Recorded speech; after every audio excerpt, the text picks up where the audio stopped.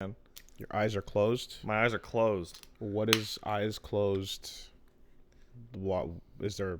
It feels good. Why do eyes closed feel good? It just feels good, man. You know when your eyes want to be closed, but you open them, or your eyes want to be open, but you close them, and you're like, eh. Do you want to be like Brock or like one of those anime characters that always has Nah, closed man. eyes? Like Nah. Goro Daimon? Nah, it just feels good, man. I don't want to be Goro. Goro Daimon's pretty cool. Goro Daimon is pretty cool. Also, I'm really immersing myself in the audioscape. That's fine. He loves Japan. He loves his children. He loves judo. Yeah. I don't think there's enough love for Goro out there. And here's the other thing that we should appreciate about Goro Daimon.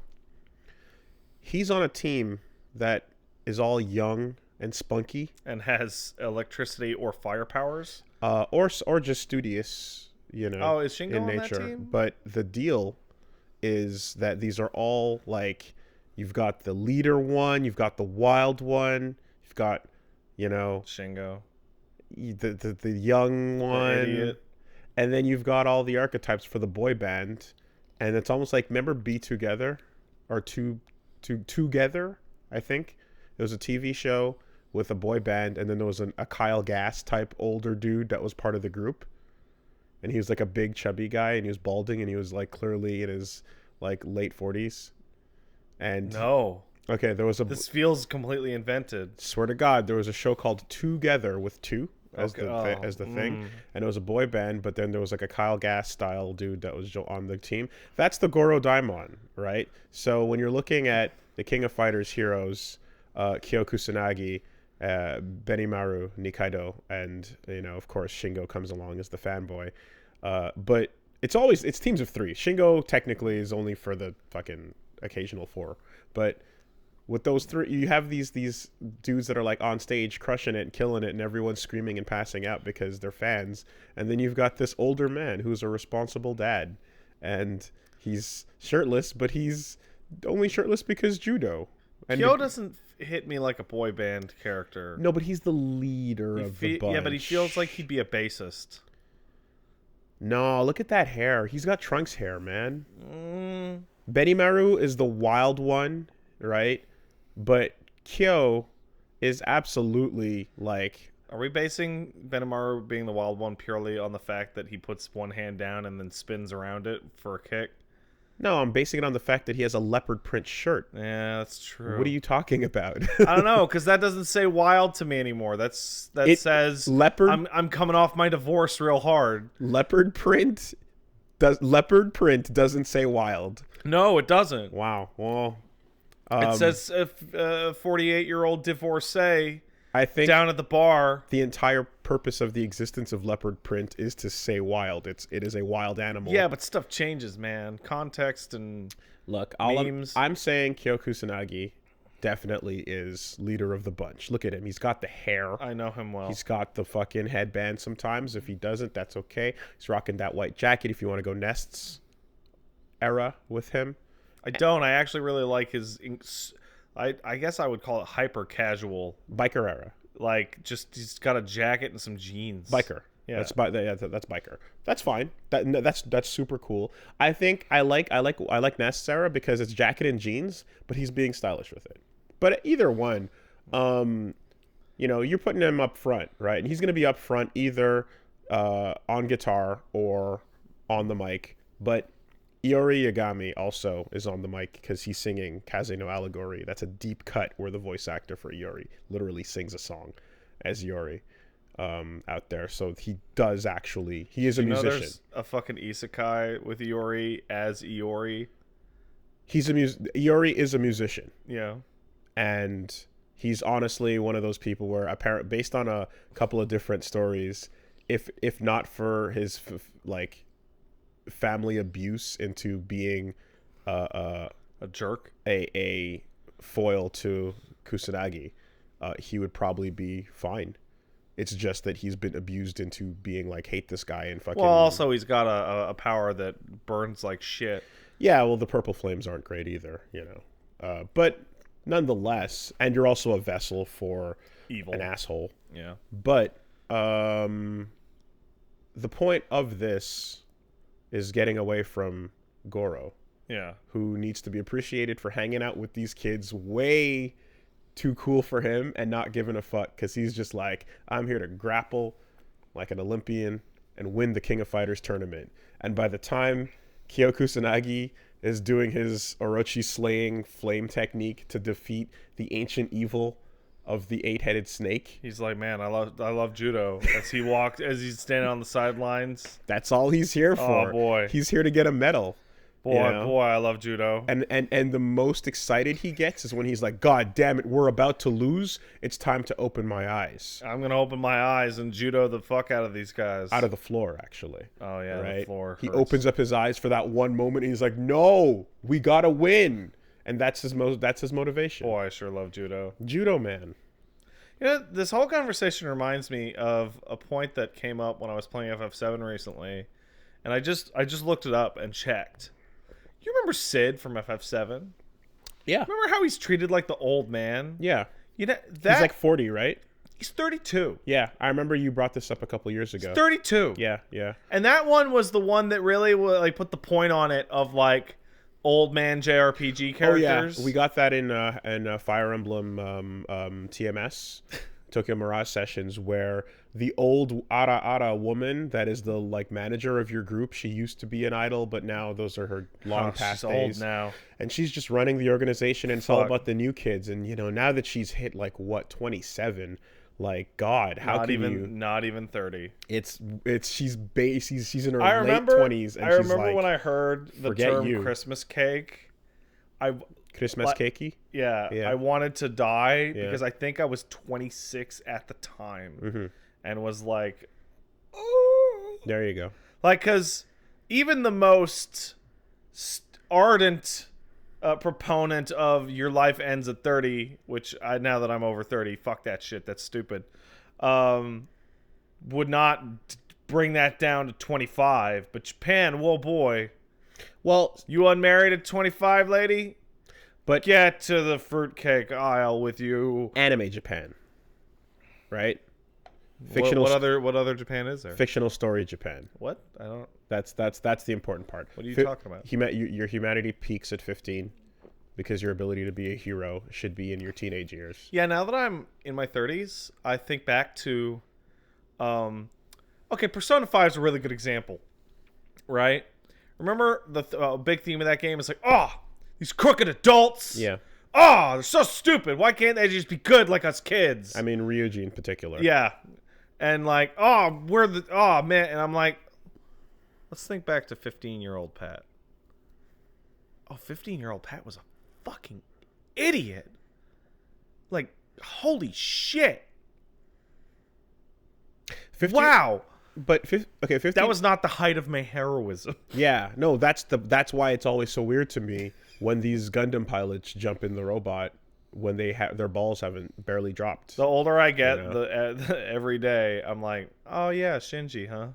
Yeah. Yeah. Shinji. Yeah. Very, very much yes. Huh, yeah. Very much yes, Shinji. Super, totally. Also, like, even in Hot Blood World, like, Simon, Shimon, without a Kamina. Yeah. Just, I'm a kid. I'm a child. I'm a child. Yeah, definitely. Anyway, though, I think that the you never really get to see that 30 to 40 zone. You see that, you know what I mean? Because it's basically like you have you're an old ass hag, you 27-year-old woman, and then suddenly you gotta go full on gray.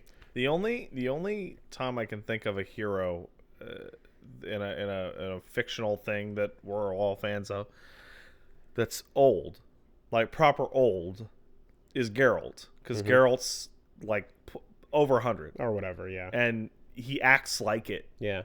But he still has to be lithe and muscular and hot, right? He can't be a fucking old man in a wheelchair, which I now have a new ideal for a hero, which is an old man in a wheelchair with a colostomy bag. Wow. That sells hero right there. Yeah. Hey, You want to hear the worst thing I've heard all week? Well, before, It's about colostomy bags. First, I'd like to appreciate that we traveled here from your eyes being closed. Oh yeah, I opened them, and I felt like it. Yeah, no, but just I'm I could go back. I'm appreciating the thread. I could go back if I wanted. The thread of entertaining conversation that takes us to a when you said bag. together, like I was like like whereas in like, you know, when you're like, you hear something, you're like, you don't remember, you're like, what? And you narrow your eyes. Well, because my eyes were closed, my eyes unnarrowed as a result, and now I feel like keeping them open. Okay, do you want to keep talking about together? No, because you haven't seen it. So I can't really go that There's far. not a whole lot. I'll show you a screenshot. It's 2 kids and an old man. And that's all you'll get out of it. We can go back to colostomy bags, but colostomy bags is a topic we've pretty much, like, I think we closed the book on it. You would think, right? Except comes to the worst thing I've heard this week, which is, I think it was last night or the night before on stream. Somebody pointed out to me, is like, hey, fun fact, did you know that you can get STDs in your colostomy bag? How? Because there are people out there who will pay to have sex with the bag. Okay, hold on. The bag is one way. The colostomy bag contains that which comes out of your body. So if there's STDs in the bag, that doesn't matter because they're in the bag. Wooly, anything that can go down can also go up. Nothing is ever truly one way. I don't understand. How there can be STDs in the bag? What are you talking about? You can catch STDs from your colostomy bag if somebody puts a STD in it with their penis. It's also sealed. It is sealed, and then there's a tube that goes into you. Are you saying they're putting their... Wooly, I'm not a doctor. I didn't look up the mechanics of this. Is this even real? This sounds like you. This doesn't sound real. This sounds like you putting words together to create some nonsense. Somebody kicked in a couple bucks to tell me this yesterday, so I'm going to assume it's real. Okay, but there's clearly so much more to the thought here that was not now processed. You're forcing me to go down on a Google search. Now you haven't, because there's so much here that you haven't processed. You in whatever the message was that you read, that I have infinite questions, and I can't possibly begin to understand. Like, we're talking about a bag that is a tube. There's a hole in your body. The tube leads into it, and then that goes into the container, and then it... Side pocket on Urban Dictionary. Okay. A prostitute with a colostomy bag he can remove to give male customers some side pocket. Okay, that's referring to the hole in the person, then. That's not referring to the bag. All right, I'm sorry. That whole thing made no sense. With the bag. They're having sex with the bag hole. Oh yeah, that's hilarious. That's really funny. That's great. Totally get it. Now I follow completely. That's a big one. That's a good one. That's great. That's some fucking prime side pocket. I learned a new word today. There you go. Prime punchline shit. So I guess it is a Z targetable weak point after all. 100%. No problem there. Side pocket on the fucking, yeah, get right in there. All right. Totally. But I'm like, the bag? That fit, like, there's no logic to that whatsoever. It makes no sense. Yes. All right. Good. Now that we've cleared that up. What's been going on with you this week, man? Well, okay. Wooly, the host of this podcast. So who appears on Wooly Versus. Yes. Do you want to just push all Star Wars talk to the end? Did you see it? Yeah. I would like to do 5 minutes of Star Wars talk before, like, spoilery shit. Because I think there's I think there's a decent amount of stuff to talk about that isn't spoilers at all. Okay. Yeah. I feel like it'll be to me it will be unsatisfying to talk about things without getting into the whys, because you can talk about feelings and, like, I want to talk about editing. Okay. I want to talk about editing. Okay. Touch on it, but I definitely want to throw spoilercast at the end, because, like, details are worth. I have never seen a movie that was actually two movies smashed together until this movie. And I've never seen a film in a franchise that did its best to actively delete the film that came before it. It's hilarious. It's fucking hilarious. Like, you know that... I was thinking about it on the way over here to try how to phrase it. You know when characters are, like, running to a ship in Star Wars? Yeah. And then they have the transition shot of them hitting the fucking the ramp. Mm-hmm. Fuck that. Don't have time anymore. Mm-hmm. And everything like that, fucking gone. Mm-hmm. You know that transition shot of the ship flying in space between a planet? No, don't have time for that. I heard you enjoyed your movie-going experience. I really enjoyed it. That is Paige and I have been talking about it, and we've settled on that is a 5. And I would say that movie is a 5 made out of alternating 8s and 2s. Back and forth, back and forth. You'll be like, oh, wow, that was actually a really good thing. And then something will fall so flat that you start laughing and stop because you don't want to be rude in the theater, only to hear other people around you also laughing. That's definitely not what I inferred from your tweet. That's a different take from what I thought I read. It was a fascinating film to watch in a theater. You did specify movie-going experience as opposed to film movie. Yeah. But yeah. Okay. It's a fucking trip. Like I agree, but I really do want to go into why. Mm-hmm. So without being able to do so, there's no point in having this. Sure. I do have one more thing to say that isn't spoilery, and that is, like, Last Jedi's been this massive kerfuffle for a long time, which is people going like, oh, it's amazing, oh, it's the worst thing ruined Star Wars. It's like, it's weird because now the movie after it also weighs in on that and goes, quiet, Last Jedi, you get over here where we can ignore you. And it's,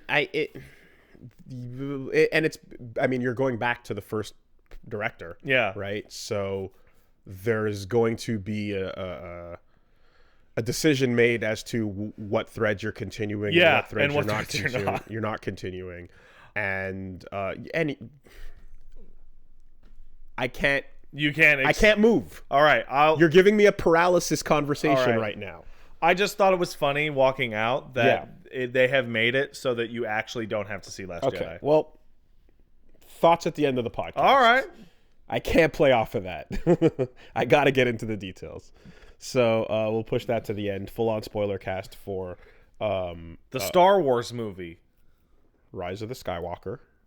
Is there a the? No. Rise of Skywalker? I think it is just Rise of Skywalker. Is it the? Rise of the Skywalker? I thought it was Rise of Skywalker. You know what? I don't even know. How'd you like the Fortnite reference in the movie? Oh, you mean the first thing that happens? Yeah. Okay, well. Okay, this isn't spoiler, but the opening title crawl refers to an event that occurred in Fortnite and nowhere else.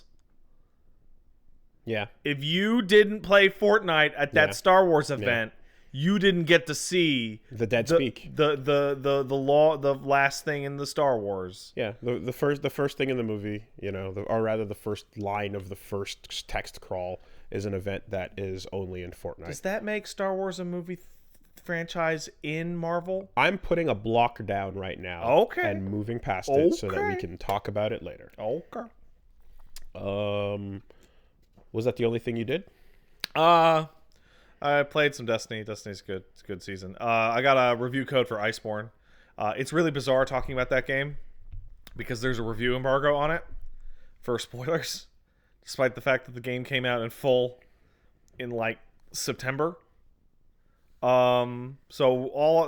Iceborne. Oh, they don't want to reveal. They're like, I have a review embargo and it's got streaming content guidelines. It's like, don't show anything past this quest so you don't spoil the PC players who were patient and waited. And I'm like, I don't think that use case exists. Or stories. Yeah, cutscenes. The sick story of Monster Hunter World. Hey, guess what? It's hey, you know what every Monster Hunter storyline ever is?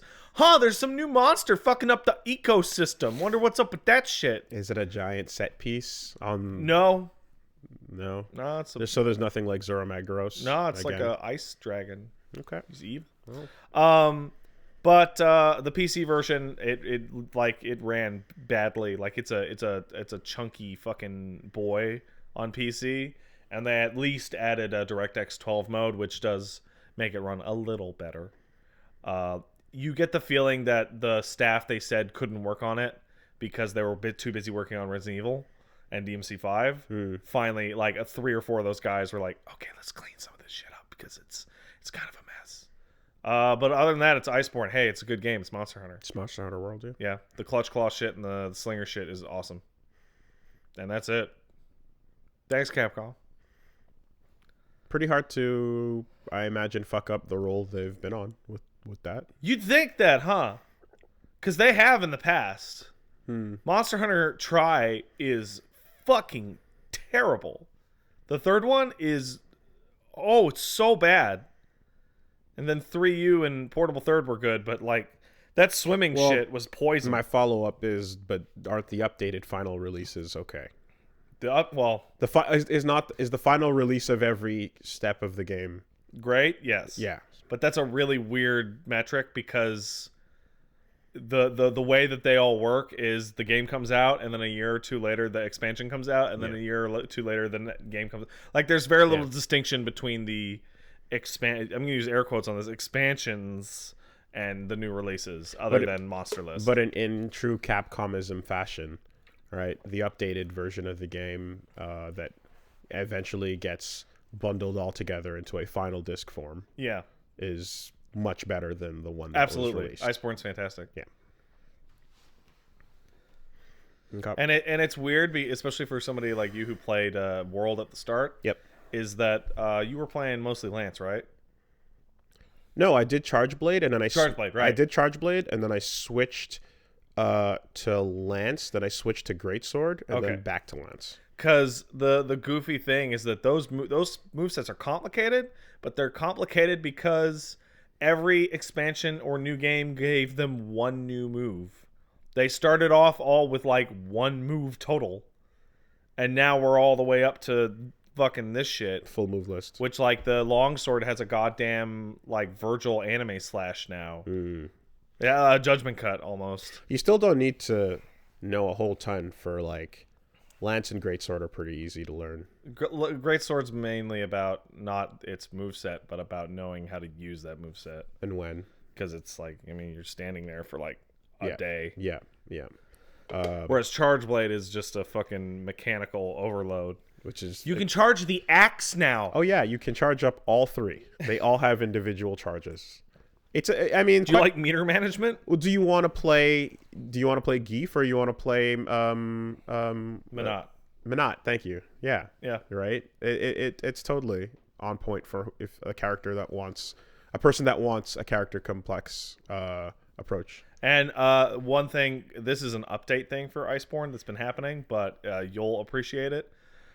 They have committed to improving the layered armor system, which is the transmog or glamour system. And I think in the console version right now, you can glamour on all of the low rank or high rank looks onto it. And they said they're working on the fucking shit that was added during Iceborne. Rad. So in the future, you'll just be able to fucking customize the way your guy looks, regardless of what the fuck you're actually wearing. So it took a long fucking time, but we're finally there. Finally here. Yep. You know, I really... it took fucking forever. I said it before, but it really is just like if people can enjoy the game more by having fun with the existing assets in a different way. Then the weirdest thing is that the fucking anniversary game or whatever, Generations Ultimate, the one that has like 120, that totally had transmog in it. Yeah. And then World came out and people were like, yeah. And then they're like, you could dress up as Dante or Aloy or Ryu. and people are, or Geralt, and people are like, well, what about the armor sets I actually have? So the one thing I would say that is like still something that should be done, and this is way more than transmog at this point. Yeah. But it's like literally there should be pick dude or guy armor or girl armor. Never for gonna either happen. Or. Never gonna happen. I know that, but it should happen because you could customize even more. I think the actual answer to that is start a new character. No, it's not. You're right, but I think that is the actual stance on it. But what I'm saying, the reason why I'm saying this is because optimally Capcom would let you do this. Mm-hmm. So I get that. No, that's not going to happen, and I understand that. No, you can't do that. Oh, actually, but I'm not saying this based on like what is in the real world. I'm saying Capcom should make it so that you can pick either or. Because half the time, if you remember early on when I looked at those designs, yeah, I was like, man, I want to put that piece of armor on mix and match with this one, and that one's only for guys, and that one's only for girls, and it's like, why can't I just put this type of armor over here? Well, there's two reasons: one cynical and one not. One is the fucking rigging on the girls and the boys are significantly different. Thanks, Ubisoft. Yeah. No, but like they would have to make a second set of the same looking thing. And the cynical one is, well, you can totally do that. Just pay the $8 to redo your character. In the character voucher or whatever the fuck it's called. And then you to go back in a character select and switch to a girl. Yeah. Yeah. And then when you want to switch back to the other one, just switch to the other. That's not the point. I want the same Of head. course it's not. That's what I'm saying. That's the cynical response. Yeah, it's completely unsatisfying and not what I want them to do. Like, I want to have the head of my female character with a bulky suit of armor. I like that. I should be able to do that. And, what you pretty much have to do, right, is... from a workload perspective, like any game with create a character, you have to go in and see how the objects overlap with each other, see how they clip, right? See how they scale, depending on the size of the body. But ultimately, like, it is not an impossible task. Like, other games have done things like this. I guess I've always had this weird people at home who are listening to this as podcast. I mean, I shrugged, and the reason for that is like I don't understand like most of this discussion. Like, not, I mean, I obviously get it, but I don't empathize with it because whenever I play almost any game, it's like ideally I would like to bury my character in armor and never see them again. Yeah, like I barely even want to see a human shape anymore. So sometimes I want that, sometimes I don't. To me, in my head, just different characters have different looks. If you have a heavy tank that's covered in armor, that's one type of character, whereas someone else might be more revealing. So like it totally just depends on who you're playing and how you want to play them. And I mean, it's not always going to be that same one heavy armored type. Yeah, the opposite end of the spectrum on this for me is the person who's like, well, I gotta play with the Kieran armor so I can see her titties. Sure. So the way I'm thinking about it, right, is the game presents it to you as if there's like this armor, like it appears this way on dudes and this way on girls. When it's like, actually, the way I'm looking at this is there are.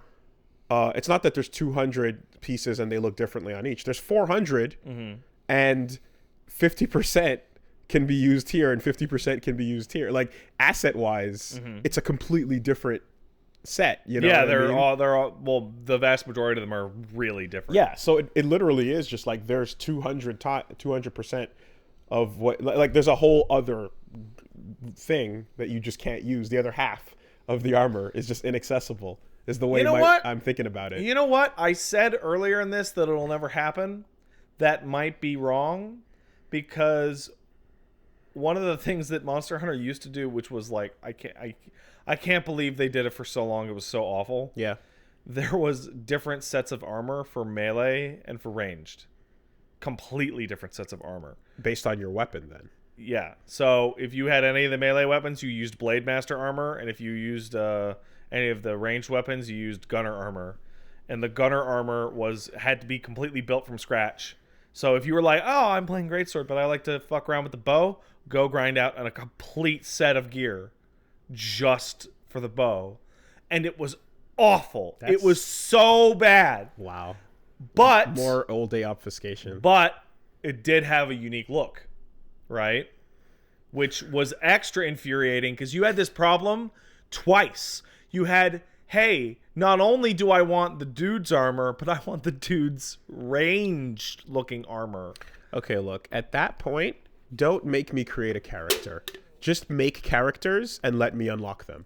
And say, you unlocked Joey. Personally, I think people shouldn't be allowed to create characters. Because, like, if you clearly are designing in such a way that it's like, if you want to use this weapon, you gotta be Joey. Yeah. But I'm not Joey, I'm me. And they're like, yeah, but you gotta go get the parts of Joey. Yeah, you're right. You shouldn't be allowed to make characters. You should just be an amorphous blob that lives inside the gear. Just give me, if that's your plan from the get-go, from the jump, just say you've unlocked Joey. Joey's got the ranged shot. So what they did do with that is they, so instead of, what do you call it, fucking Blade Master and Gunner sets, you notice when you got to high rank, there was alpha and beta sets. Mm-hmm. That is pretty similar to what they did. So it's possible that they will unify the, like, armor looks at some point in the future. But I cannot ever see the Monster Hunter team giving you the opportunity to put, like, the Brachydio set on the Lady Brachydio set on a guy, or the Kirin set, because that would look too girly or some shit. Or some shit. And the or some shit is what sucks. Yeah. That's pretty much what it comes down to. Or some shit. Just FromSoft it, right? Or Neo. Just fucking... 14 did something really interesting, where Yoshi P recently went... Because they had a lot of gender-locked clothing in that game. They're like, yeah, we're just going to make new stuff non-gender locked and, mm-hmm. you know, whatever. We don't want to get in the way of anybody's fashion. Mm-hmm. So the 2B outfit can be worn by men. Mm-hmm. It looks terrible because they didn't spend any time on the ass for the dudes. Mm-hmm. So you have this freaky... I would imagine... It's bad. I would imagine... I don't know how your character can stand without glutes. Tycho diapers? Yeah. I would imagine it's like that. It's just your legs just kind of thin out to a Fundoshi. waist. Fundoshi. It's fucking... Yeah. Okay, but you see, but also, it's not just about wanting my dude's ass cheeks out. It's also about wanting to put a pair of pants on my girl. Well, then you're going to have a hard time because you're going to get a lot farther saying, yo, hey, let's get the dude's ass cheeks out, because that's going to be way more popular. Oh, no, I don't mean 14. No, I mean everything. Okay, but back in the Monster Hunter world. If you want to get fucking hot man ass out there, you're going to find a much more vocal group of crusaders to help you. Yes. But because you're going to get all the horny on main people. Yes. Having hot man ass out there is a fine secondary objective to my primary objective of I want to put those pants on. Those are cool pants. That's where I'm at. But we're all on the same team, and we just want the game to be like, if there's an asset, let me put it on. It's there. You made it. Just let me put it on. I wonder if you can do that on PC. I was gonna ask about modding, because you can. I mean, in the review embargo, there's a really weird line that says, "Please don't mod it. Please don't mod the game when you stream it or do a video on it, because they want players to see the original intent." Fuck you. That's fine. Well, it's under the review embargo associated with an early code. An early code is already modded? Someone mods the game before it comes out? That'd be wild. Well, I mean, it's an expansion, so they have the base stuff. Fair enough. But there was a mod that allowed you to just change the armor sets on your character or whatever. Mm-hmm. But I don't know if you were able to change them into the other gendered versions. Okay. Because it was basically your character would have a gender number 1 or 0, mm-hmm. and then the way that the armor worked is it would literally be armor 1, armor 2, armor 3, armor 4, and you would just change the armor in an editor, the number in an editor. We can Schwarzenegger and Dylan Predator arm meet in the middle and say pants with no ass are the ultimate achievement that we want to accomplish together. So assless chaps is the future. All chaps are assless.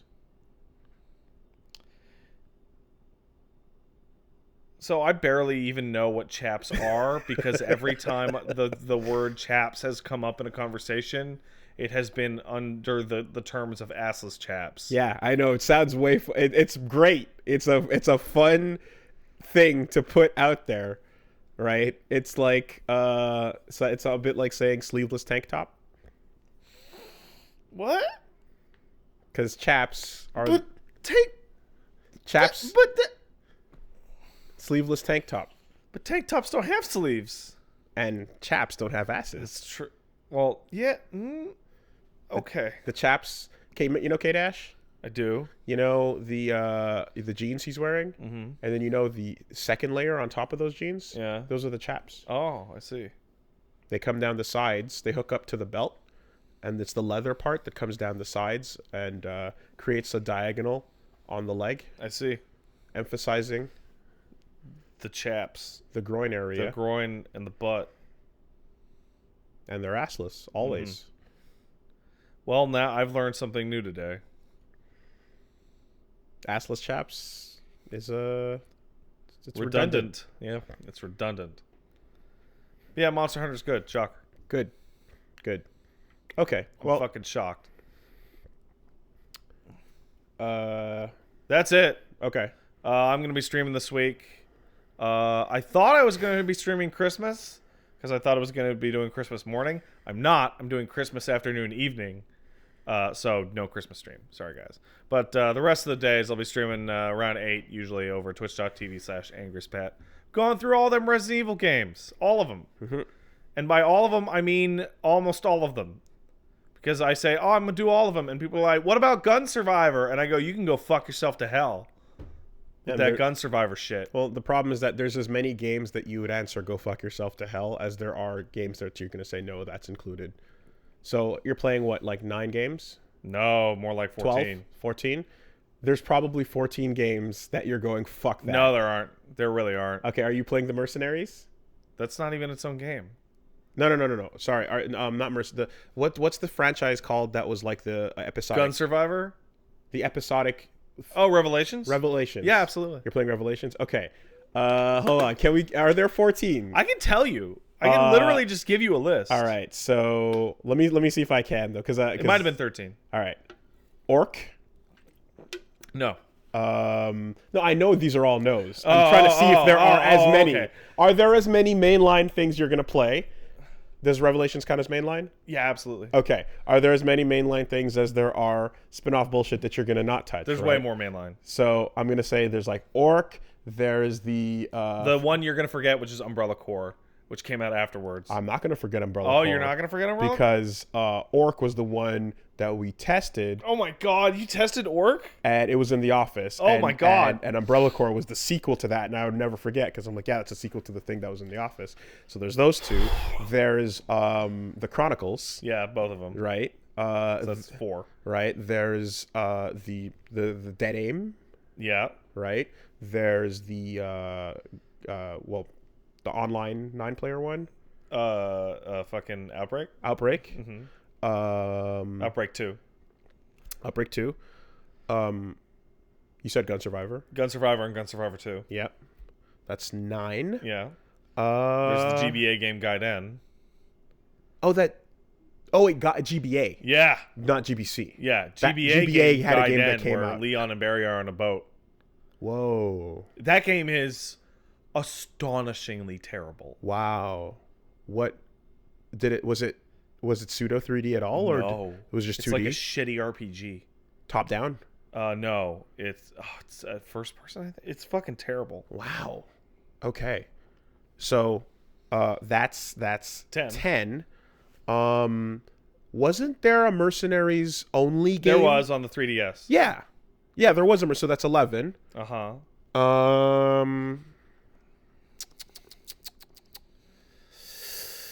Now we get tricky. Yeah, I'm pretty sure that's it. Now we get tricky. I guess so. I wouldn't know enough. So you know what? You know what is a good example when we were talking about those? Mm-hmm. You didn't mention many numbers. I heard very little 1s, 2s, and 3s in there. Oh, because of the sequels. Yeah, I mean, okay, so like Dark Side Chronicles and No. What I mean Umbrella is Chronicles are the list of games that I will be playing includes 1, 2, lots 3, of numbers. 4, Yes, 5, yes, 6. yeah. Code Veronica. Yeah. Yeah, that's mainline. You're playing that. The list is Resident Evil 1, actual Resident Evil 1 for PS1, which I did last week. RE2, RE3. Yeah, you did this list. Yeah. Yeah. Oh, yeah, I did. You did this list. Yeah. The what you're gonna play is not up in question. I'm just going like there's almost as many non-played games that you're sweeping. Yeah, 'cause they're trash. Yeah. That series, well, as we talk about this, man, that series has a real fucking power gap between the good ones and the bad ones. Outbreak had a sequel, yeah. A sequel. Okay. You fought an elephant in it. Wow. How about that? Okay, so yeah, 10. Those games are cool, but they're kind of unplayable now because there are PS2 online games that required a hard drive. Well, they didn't require a hard drive, but you really should have gotten a hard drive. What about books? Throwing books in there. They're all up here, man. Yeah. Movies. Anyway. Did you know that in Resident Evil 2, City of the Dead? Yeah. Leon gets the rocket launcher to take out Mr. X, and Claire gets the Gatling gun to take out Birkin, just like the remake, which makes me think that the remake actually read the books. Crazy. Do none of those side games have single moment chapters of canon included in them? Gun Survivor's canon. Okay. But, okay. We're going to talk about Resident Evil canon. Resident Evil canon is weird. Are you familiar with the difference between hard canon and soft canon? I would assume it just means this is absolutely mainline confirmed, and the other thing is it could have happened. Star Wars is a really good example. Luke fights Darth Vader in Empire Strikes Back. Yeah. Hard canon. Hard canon. Yeah. Kyle Katarn. Yeah. Soft canon because it will get destroyed by any competing hard canon. Right. Resident Evil is a series that is literally all soft canon.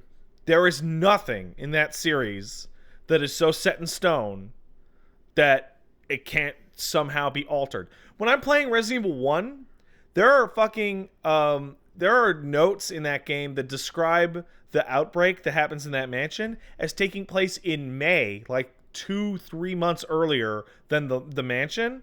But then you get to RE0 and it's like, oh man, it all went nuts yesterday with the leeches. The one thing that is always fun to do, right, is to imagine what was, from the moment Dio got out of that coffin, how busy was he, right? Extremely. This man never stopped. We cut in on him lounging around, but he was out and about setting up things that would continue to domino for the rest of the franchise up until at least 4 parts later. While simultaneously not seeing a car once. That's the one that always gets me. What are you talking about? When he gets into the car, yeah. They drive down the street. And he tells he him goes, to drive. "Oh, a horseless carriage. I remember these from when I was in England," or whatever the fuck. Or I've heard of these, and that's the first time he's ever seen a car. Oh fuck! That's. So he got all the way from the ocean to Cairo. He converted Polnareff without ever seeing a car.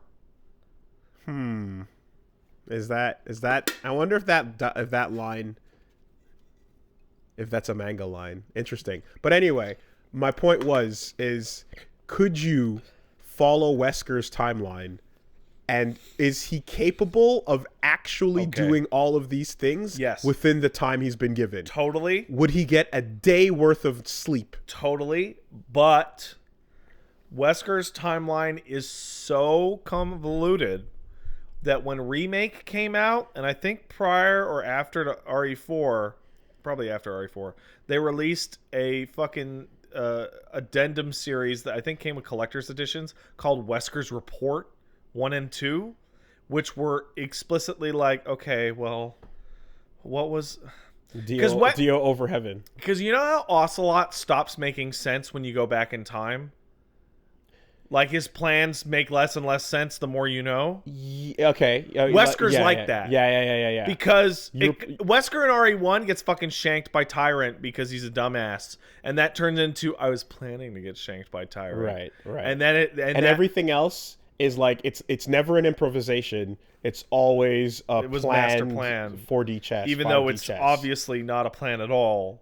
And if any of these main characters were to zag instead of zig, none of it would have made any sense. The farther things go on, the more like importance get added to characters that didn't have that much importance.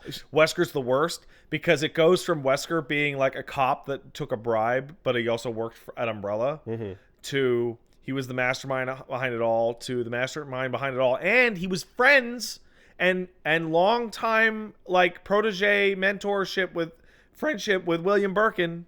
They were pals. They hung out all the time. Actually, they were behind it.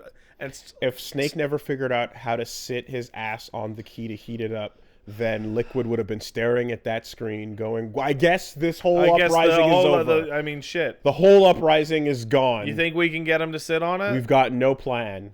We don't know how to do it. Amazing. No. It's not can we get him to sit on it. It's we don't know what to do. Let Snake figure it out. And then he goes, thanks, that's what we needed. What if Snake was just kind of incompetent? What if he was just too dumb? What if he got shot by those 4 invisible guards in the elevator? Zig instead of zag. Zag instead of zig. The whole thing comes crashing down, right? Your villain's timeline makes no sense. Resident Evil is, as somebody who's put a astonishing amount of time trying to figure it out and get it all together, it is the most convoluted, least consistent storyline ever on every detail. What is a zombie changes from game to game. Did he plan to be in that volcano? No. Wading through it to fight Chris? Like, what was every move? And how did you anticipate how the heroes and there's stuff that just doesn't even make sense in its own context. Remember in RE2 when Birkin's like, oh, he's going to sell the virus to the military and he's going to make a lot of money, and that's why Umbrella sends the goons after him? So in RE2 Original, which I just played through the other day, he's like, all right, I'm going to become I'm the board of the directors when I give the G-Virus to Umbrella. And then the next file you read, they're sending spies to steal my G-Virus, that Umbrella. And then in the cutscene, he's like, you'll never take it away from me. And I'm like, you work for them. You were just going to, like, you did a good job and you were going to give them and you were going to get a promotion. Why is this suddenly... Why would they send spies to steal the thing that you're like, I'll get it to you next week? My favorite is when characters like fall off a cliffside or fall through a fucking floor that explodes and then land all part of my master plan next to an item that they need to pick up and use as that a they key, need that they need to pick up and use to progress the story. RE1 forward. Has the worst one ever. You fight the giant snake in this room, right? And you fight the giant snake, and he bites a hole in the floor. And he bites it. And you drop down the hole in the floor, and you are in a 8 by 2 foot room that has a fake grave underneath it that has a ladder that leads into the basement, which means the snake just happened to bite the one part of the false floor. And what if Jan never bit the floor? Then shit, we would have never gotten out. Yep. Big love that. And it's like, yeah. It's like, oh man. And then you add the movies into it. At best, it's you got your like villain mind controlled the monster to make it reveal the critical path. It just you can't. Oh man. You can't. So yes, writing backwards always a fucking shitty way to go. It's fun. About it. It's really fun. Mm-hmm. Okay. Well, anyway, Resident Evil's a fucking mess. But nope.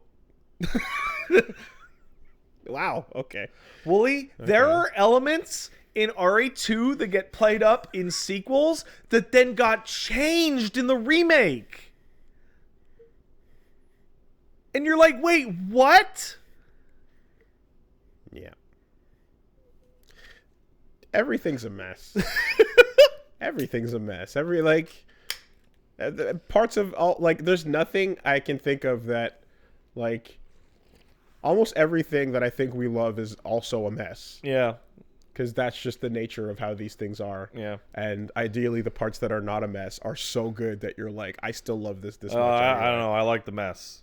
You like the mess. Yeah, the mess eventually becomes characteristic. Yeah. You can definitely wrap around that. You can get used to the mess and embrace it in the way Araki forgets things. Like in Resident Evil 2, they just use the word zombie all over the place in the original one. But then sometimes they say zombie-like creatures.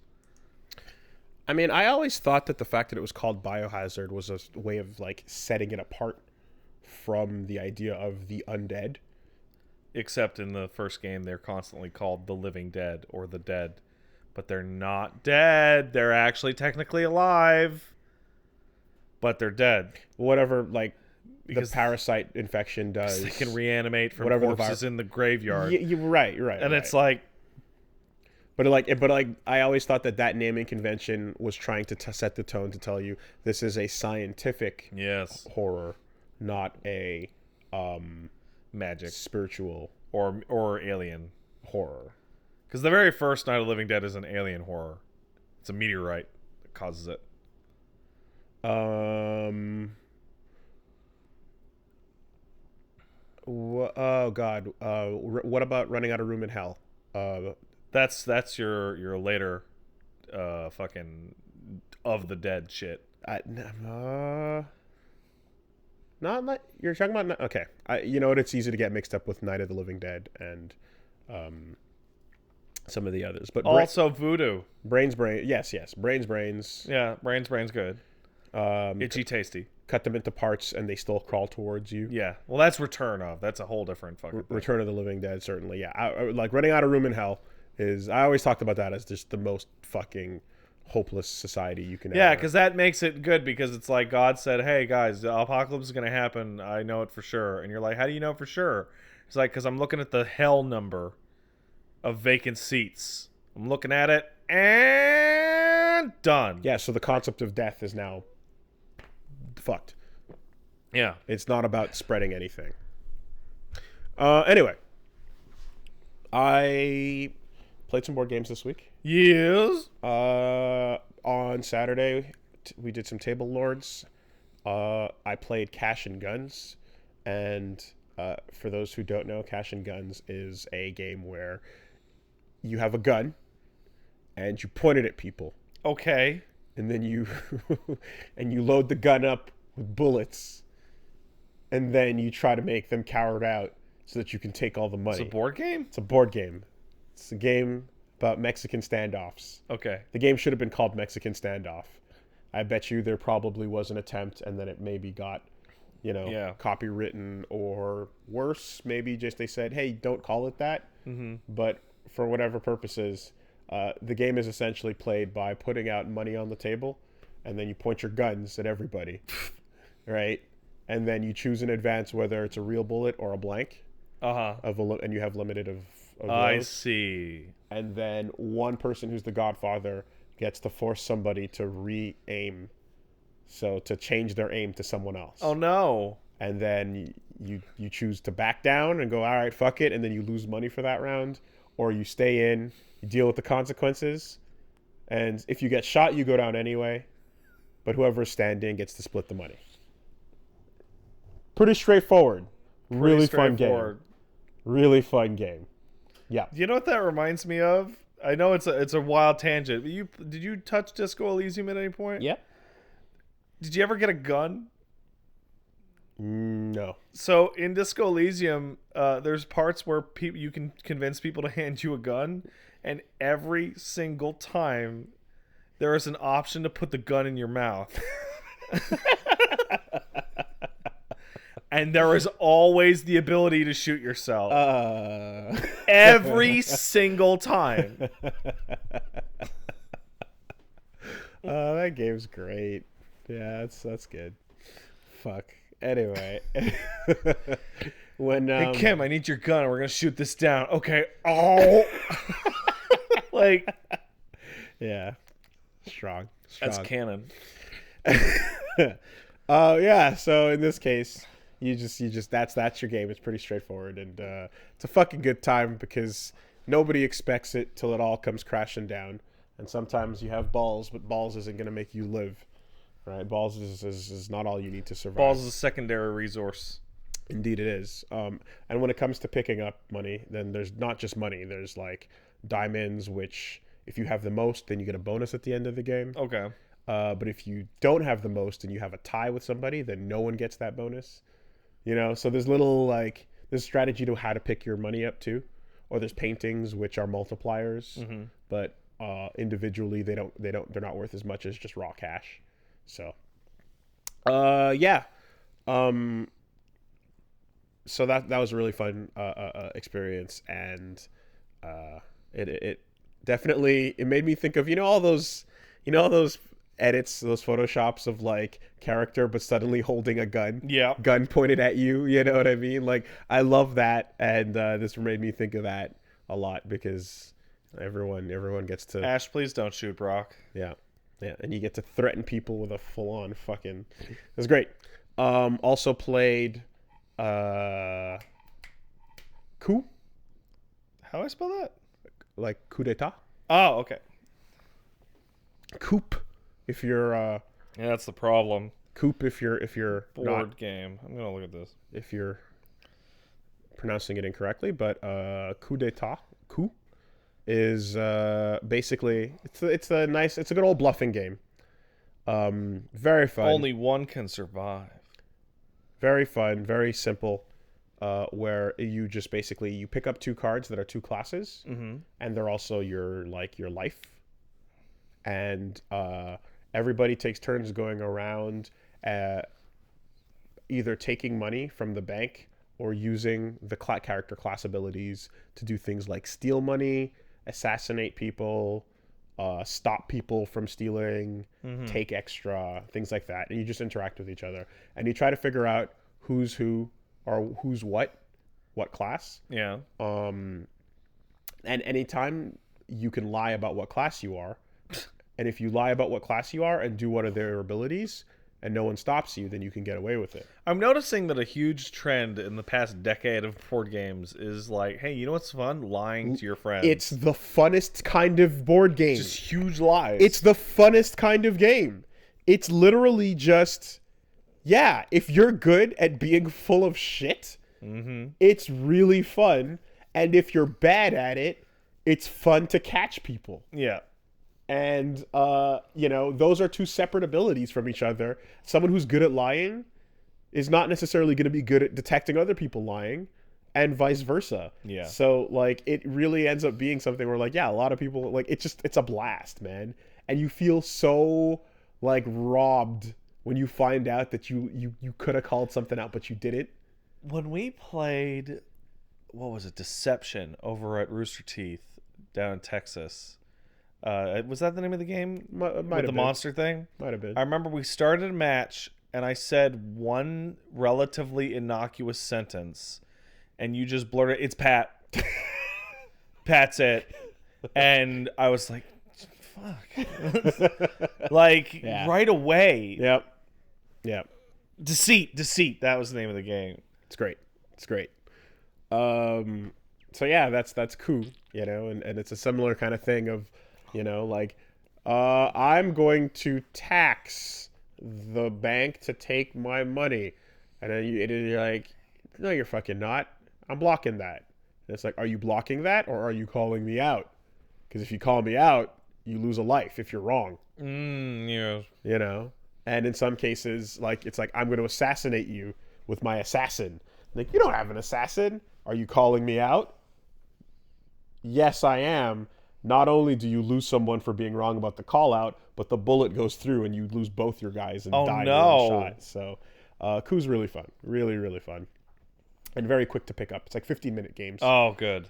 Very fast rounds. Cash and Guns takes a while. It took about 45 to get through. because you have like 8 rounds. Basically you have to stop the game when you have no bullets left. Okay. Right. So because then I mean you're done. Yeah, exactly. And then lastly, we played Super Fight, which is you must have heard of it, but I have not, but I like the name. Super Fight is taking the same style of game as Cards Against Humanity, but executing it in a completely different manner.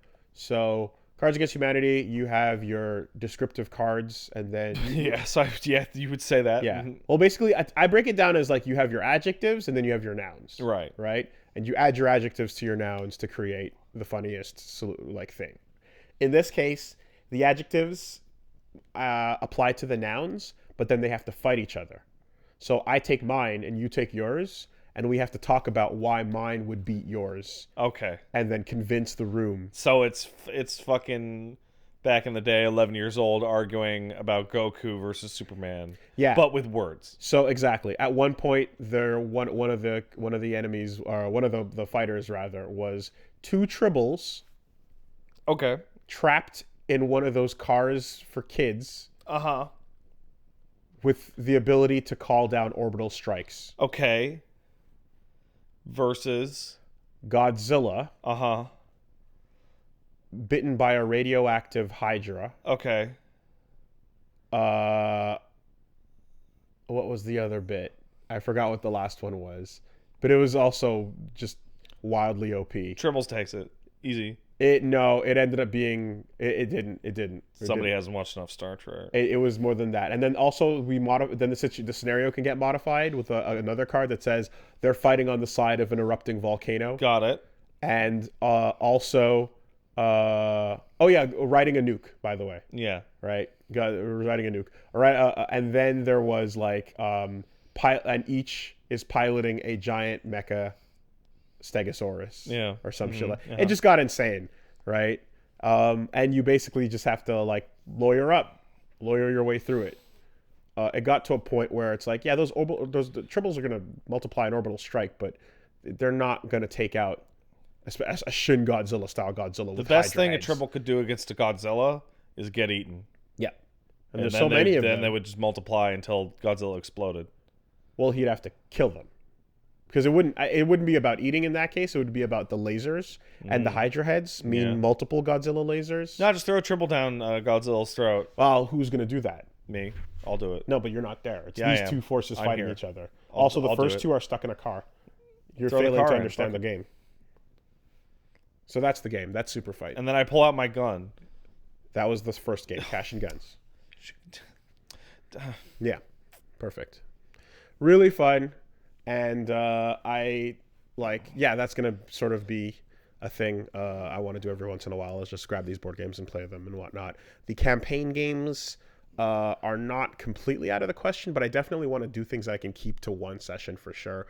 So on that note, like if you guys have favorite board games that you think are good for like single sessions, I'm definitely taking suggestions and looking into it, because I'm super curious about all these board games that have come out in recent years. There's a lot. Yeah, we've seen Kickstarters for like Dark Souls and Mega Man and Street Fighter, and there's a Bloodborne board game. You know what I mean? Is there any love in your heart for something very simple like Monopoly?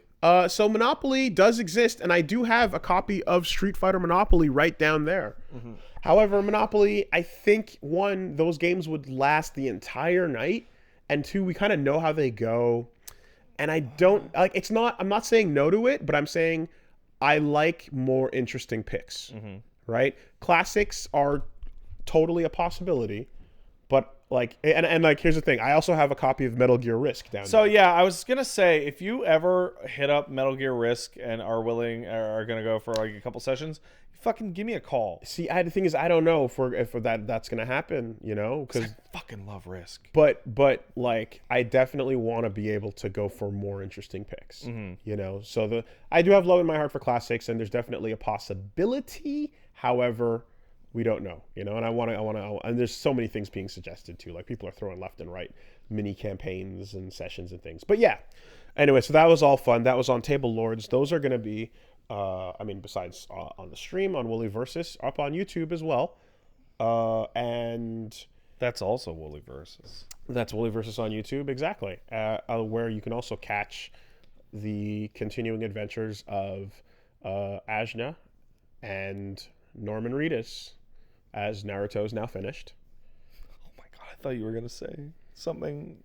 I thought you were going to say, like, Norman Reedus as Naruto's, like, spirit lives on or some shit, like, but... Now that I've spent some quality time on the back end of Truckin' and Ruckin', like, I'm fully understanding. Is it seeping? It's all the things that your eyes don't have time to really, or not time to, but there's a lot of things that you just need time alone playing the game to process and understand. To just, like, open up a screen and just stare at it. Yeah, and being able to do that off screen has helped me tremendously. You know what's really funny?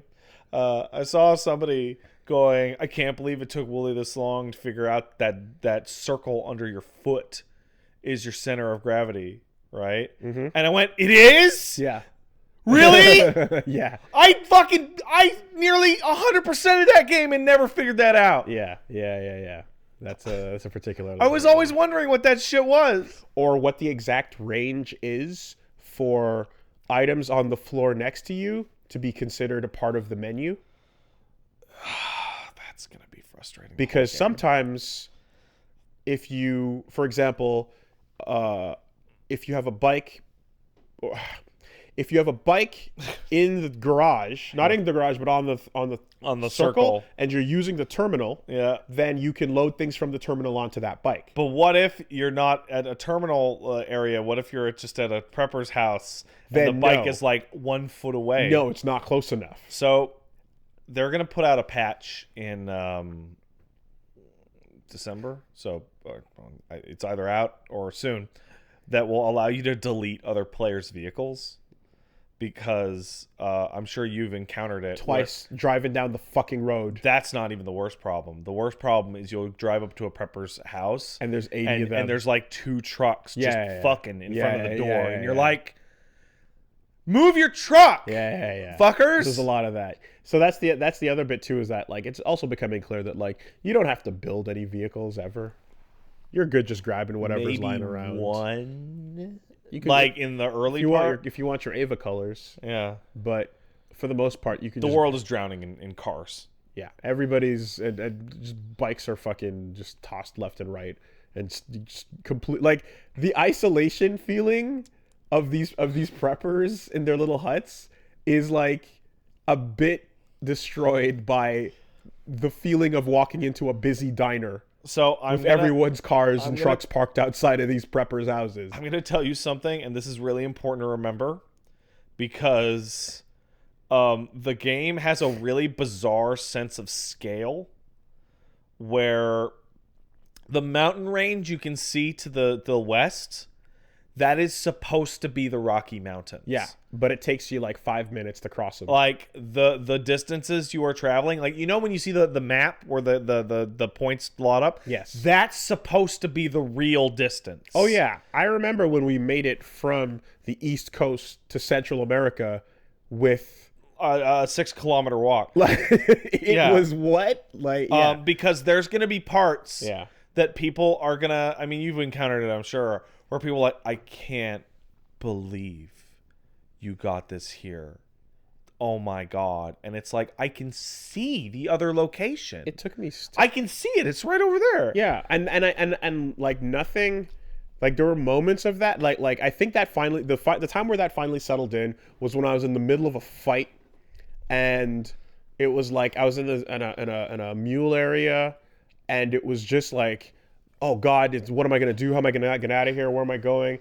And it's like the windmill farm, the timefall farm, was literally 30 seconds away from me. They live right next to mules. 30 seconds away. Yeah. This is my first time going down there. Yeah. Where you're just like, when you finally do get whatever you need to and get out of that spot, and you're like, fuck me, I could have briskly walked. It's an adjacent farm. I could have briskly walked. Yeah, it's crazy. It's Their fucking neighbors nuts. are hostile. Yeah. You know? Go in there, sneak in, get the thing, and bring it back to us. Yeah, that'll take 45 seconds. It's not even remotely a problem. Done. Yeah, so scale is all weird and whatnot. But I still like having again, now that I've spent this time and I've gotten to look and understand exactly what's what and how's what.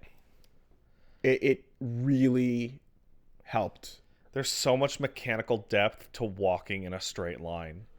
But there's also so much that you don't need to worry about. A lot. Like, you hit that triangle button and auto sort that shit and you're done 99% of the time. Yeah, or you know, even just wrapping your head around like the inventory at first. Yeah. Right? Where it's like, oh yeah, it's totally natural now. Just hit the D-pad and then beep, R3 beep, beep, beep. to cycle through. But when you first think about it, like you wouldn't. When would you hit R3 to cycle through? Yeah, I was making that mistake 10, 20, 30 hours in. You know, or just tapping D-pad left to pull it away. It took me a long time to figure out exactly how blood works. Mm-hmm. And what you have to fill the grenades with blood? Or is that taking blood? No. Takes Why? blood from you if you have a blood bag. It'll drain blood bag first. Yeah. Up. Nothing in that game works like another game. Like every single part of that game is doing it the Death Stranding way. The Death Stranding way. Yeah, I guess so. It is like one of those indie exploration games that just got a shit zillion dollars. I mean, even if you're just sneaking around in the grass, it's like, oh, but your backpack's too tall, idiot. The tutorial thing in that game is so in-depth as to be useless. Because every single thing you do in the game pops up like the thing of like, hey, you just unlocked 6 new tutorials. Yeah. It's a Strand game. It is a Strand. Hey. It's nothing like... Hey, Wooly. Yep. You know what's important? Mm-hmm. Connections. Yeah. You know what, though? I will say this. When you're stealthing, this is probably the most realistic I've felt vision cones have been. Those motherfuckers spot you. Like, they spot you. Are they looking in your direction? Are you visible? They see you. You're aggroed. Yeah. Yeah. Which is like, oh, it's not a vision cone. It's a line. It's a line of sight. Yeah. It is a line of sight. Yeah. And it's also not really like if you're a weirdly like if it's a little there's not much of an investigation. Mm-hmm. It's very much a like that guy's got packages. Get him. It's very much a get him. Yeah. Unfortunately, they're not much of a threat. If we can get those packages, we can get that dank Lyxon. Yeah. And no, they're not. I was blown away when a mule went to punch me, and I got a tutorial for how to use the strand to counter parry, do a counter hit. Yeah. And I'm like, what? Are they chasing after those robot legs that are humming? You know the robots that are like. Yeah, I think that's how they get damaged. Those things are worthless. They're doing their missions. Yeah, but the mission when they get back, they'll show up at missions like 85% damaged, and you'll get like a Z. Whatever, ranking. It's free. Yeah, I guess you're right. It's passive. It's background. You know, it's sending your palicos on an adventure. Oh yeah, you're right. What are you gonna say? Anyway, so yeah, Death Stranding continues. That game's nuts. Connection. And have you met the junk dealer yet? Junk dealer? No. Okay. There's a mission. I'm in chapter 3. Oh yeah, most of the game's in chapter 3. Okay. Out of 15, by the way. Yeah. There's a mission between the chiral artist and the junk dealer. You'll remember those names. That's part of the main story. That when you get to it, I desperately want to talk to you about it on the podcast because it's crazy. Yeah. Everyone talks to Sam and then returns to their world, which is the Ace Combat world. Yeah. They hologram in from Ace Combat world to say, thanks, Sam. I can't believe. God, Sam, that's incredible. This will really make the biggest difference. And then they return to Ace Combat world. And then they'll send you an email. Yeah. Using a lot of thumbs ups. Nobody uses that many emotes. Well, anyway, you liking it? Yeah, I am. I am liking it. I'm waiting for the other shoe to drop. It drops late. I know, and that's okay. So good, because it drops real late. But I'm enjoying the journey to the shoe.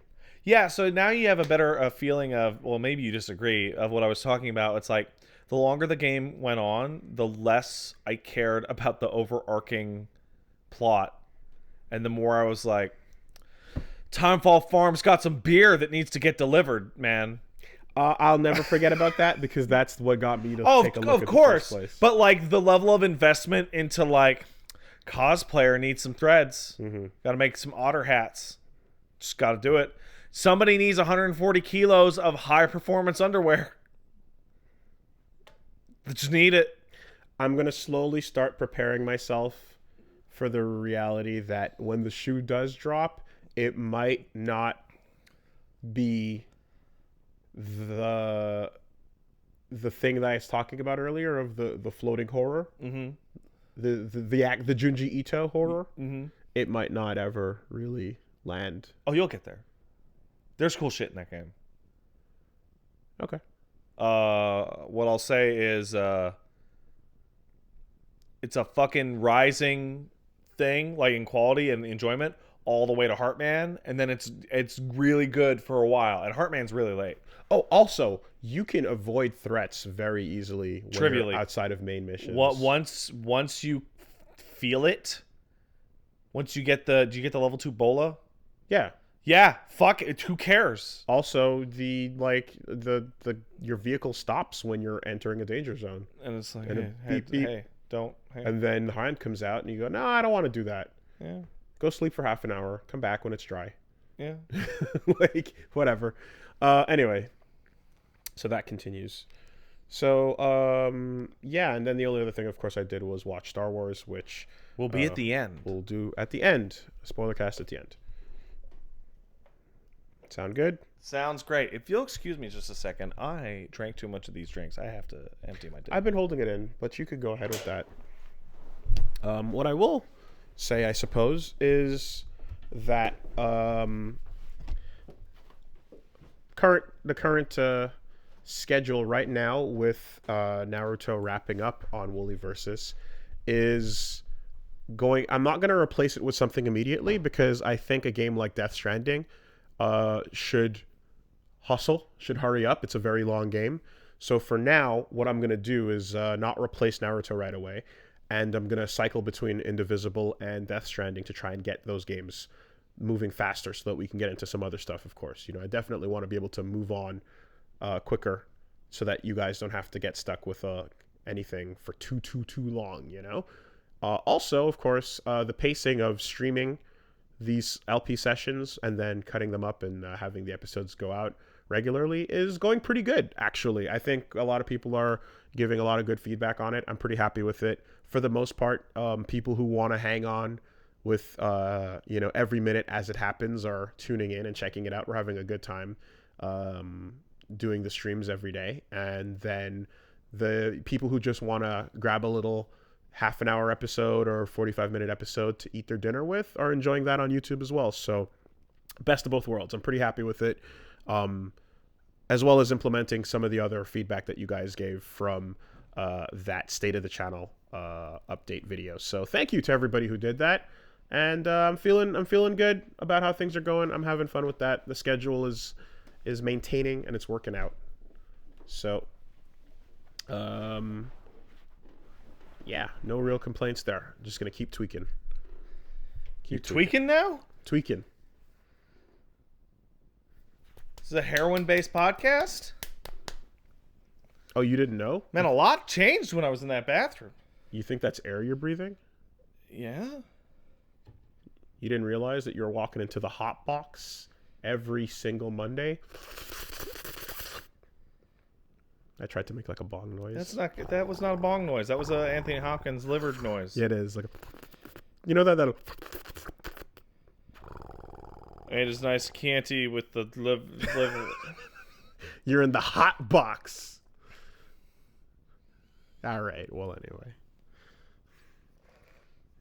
You want to hit this pre-roll? I hate this. It's legal. Drug jokes just aren't as fun anymore now that the weed is legal. Doesn't feel as special. It's kind of like tuna with the dolphins no longer in it. I'd still... What? What? The tuna cans with the sign that says no dolphin meat because they didn't know dolphins got caught in the nets. And now I'm like, shit, there was dolphin meat in those tunas? And then there's the CK joke that says, yeah, Yeah, but you kind of think it might not taste as good. Oh.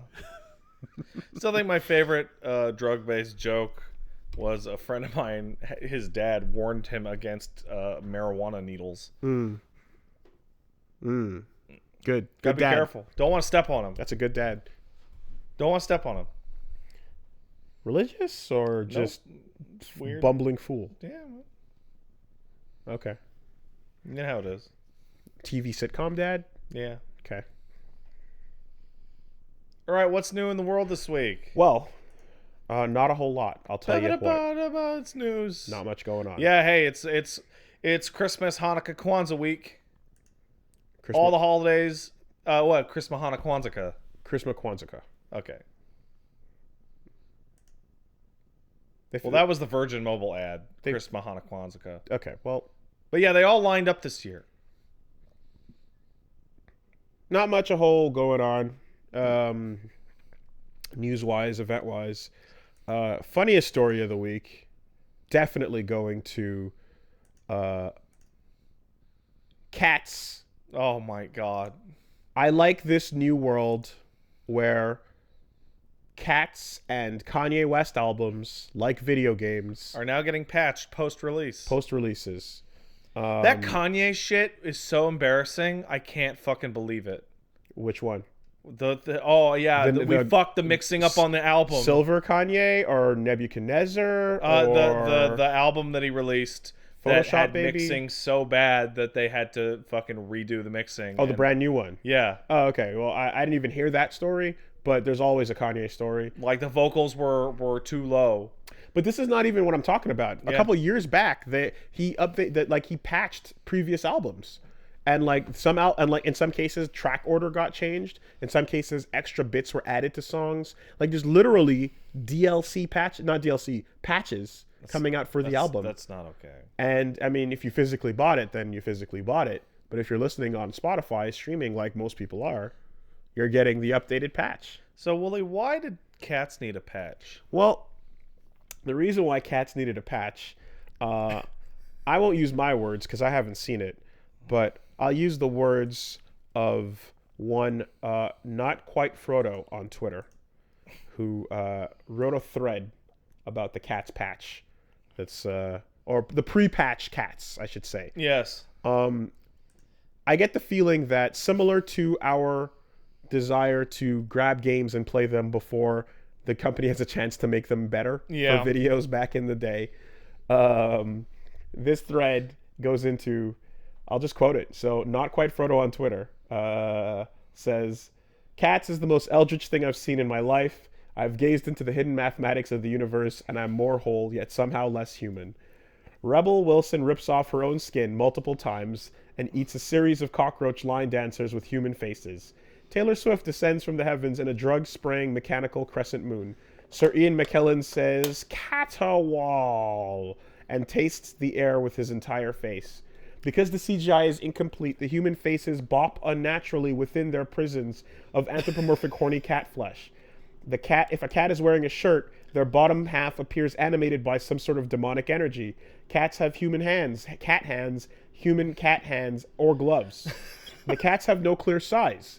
Sometimes the cats are the size of a cat, or a penny, or a trash can, or a human. Perspective shifts aggressively. Without warning, I do not know what the plot is, but I have seen the chest-heaving Idris Elba cat that turns into an ambient Jimmy Cricket dust. People left at different points throughout the movie because they have weak spiritual energy. This happened the most when Judi Dench turned towards the audience and sang at us about the takeaway of the film. I want to die, yet I am reborn. And if you're going, this movie, and if you're like, the movie is horny, so I should watch it with people I want to be horny around, please God, watch Don Juan or something. It's like that one, John or something. It's like that one person at the party who is an extremely sex-starved, but has no idea what they're saying or doing. Okay, well, anyway. Yeah, so we got it. Apparently, the director on this film also made Les Mis, the theatrical adaptation of the movies. And I was seeing people talk about how that movie was made with no click track, which turned it into an editing nightmare. So this man appears cursed. But, cats will change size. They will be wearing clothes or not. They'll be wearing gloves or not, or have cat hands or not. I don't know how. Like, I try to think about how that happens, and my brain, the first place that goes to is one where you have a staff full of people that are probably like huge fans of cats or huge fans of the musicals, and a lot of people that are more knowledgeable on that side of things, but probably there's probably no John Gaeta, right? The guy who was responsible for figuring out most of the special effects and CG stuff on The Matrix. Yeah.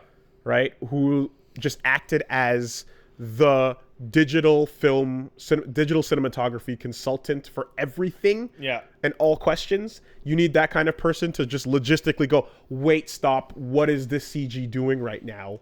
What is the scenario? What is happening? Where's the consistency? Because things can move magically at the pace of a magical musical, and scale that way as well. Judi Dench's character apparently is the worst, in which she often just has regular ass old lady Judi Dench hands instead of anything. But sometimes she's also shown with no fur at all, and just in the suit that she was wearing during the filming of the film that they'll add the fur in CG later. So there are shots in the movie that it's literally just Judi Dench standing in like a cat overalls. Yeah. So again, right? When you don't have this type of person, then you're going to just film a bunch of people in costumes and say, it's okay, the CG will figure it out later. And then they ship it off. And then they ship it off. And go, you have until X day to do this. And they're like, that's not going to happen. And then they just start putting fur on existing ungreen screened footage. There's a guy in the background of one like number apparently that's just a crewman standing around with a hoodie, just chilling. It's like, what's going on? We got Starbucks cups. We got movies with the bad CG. What is happening? I think somebody, by the time they arrive on set to do, like, I don't know, hold the boom mic, or I think you can just tell when there's no soul in the production. But it's cats. And that expresses itself in people not giving a shit. You know what? I'm going to answer my own question. I'm going to say that... You can feel it. That the media companies and game companies and everyone's in a race to see just how many corners they can cut before it becomes very noticeable. And the only time you find that out is once you've cut one corner too far. Maybe, but but like a Starbucks cup is not cutting a corner. It's someone just not giving a fuck and nobody else giving enough of a fuck to catch it. The cats thing though is fucking nonsense. But I mean, it's what it actually is somebody like there's no oversight person that's competently catching these mistakes. Oh, also because they're looking for other things. The long-running thing of visual effects studios not getting paid enough. Oh, there's that. They don't get paid enough to cover their own costs. Yeah, Life of Pi. The fucking studio that did Life of Pi died. Yeah, the studio that did the Sonic shit just died. It's fucking stupid. So it really is also about that. It's like, do you appreciate the people that you're telling to put the fur on Judi Dench? You know, I don't want to get all economical here, right? But I think the visual effects studio thing is a really, really good example. Visual effects is a highly specialized task that you can't exactly there needs to be enough people working in that industry to do it, right? Mm-hmm. If you don't pay them enough for them to keep open, eventually there aren't going to be enough places to cover the existing work that happens. And they're not going to be able to hire up for it because it doesn't work like that. And you're just going to not be able to do it anymore. Well, no, what will happen is you'll have to make movies the old school way. That's not going to happen either. You'll have to come up with some sort of solution or not. I don't know. But I think if you're gonna do like a movie like this, maybe then you just go, let's just put people in costumes and film them on sets and basically make you watch a version of the musical filmed. Like, you know how plumbers cost too much? They always cost too much. Sure. Because being a plumber is really lucrative. You know why? Because you need plumbers. You can't have a situation in which going into plumbing isn't worth it. Because if it is, then you don't have enough plumbers, and then society starts to drown in its own shit. See, but simultaneously to this happening, like with Hollywood, visual effects going to the everyman and or indie filmmakers is becoming like affordable, right? Because it's almost like indie games in a way where it's like anyone can film and anyone can CG, but like to get this like top of the line, like to get the top of the line quality CG, you need to go with studios that are established and experienced, but you're probably going to just get cheaper and worse iterations of it. Oh, I know exactly what they're going to do. They're going to do the same thing the games business did. They're going to start creating studio or company-wide houses for themselves. There's that too. Hey, we bought Pixar. We bought Good. it. We're done. Yeah, you can do that. You can definitely do that. But the best, of course, is always to just have a magical movie that costs fucking $2,000 to make. Yeah, that breaks out and becomes a. The guy who the guy who found Paranormal Activity, or maybe he didn't find it, maybe he funded it, I forget. But that dude's gimmick is that he runs around, meets all these young filmmakers, and goes, "I'll give you 10 grand to do this, but I get a piece of the rights." And just throws 100 bad movies at the screen every year.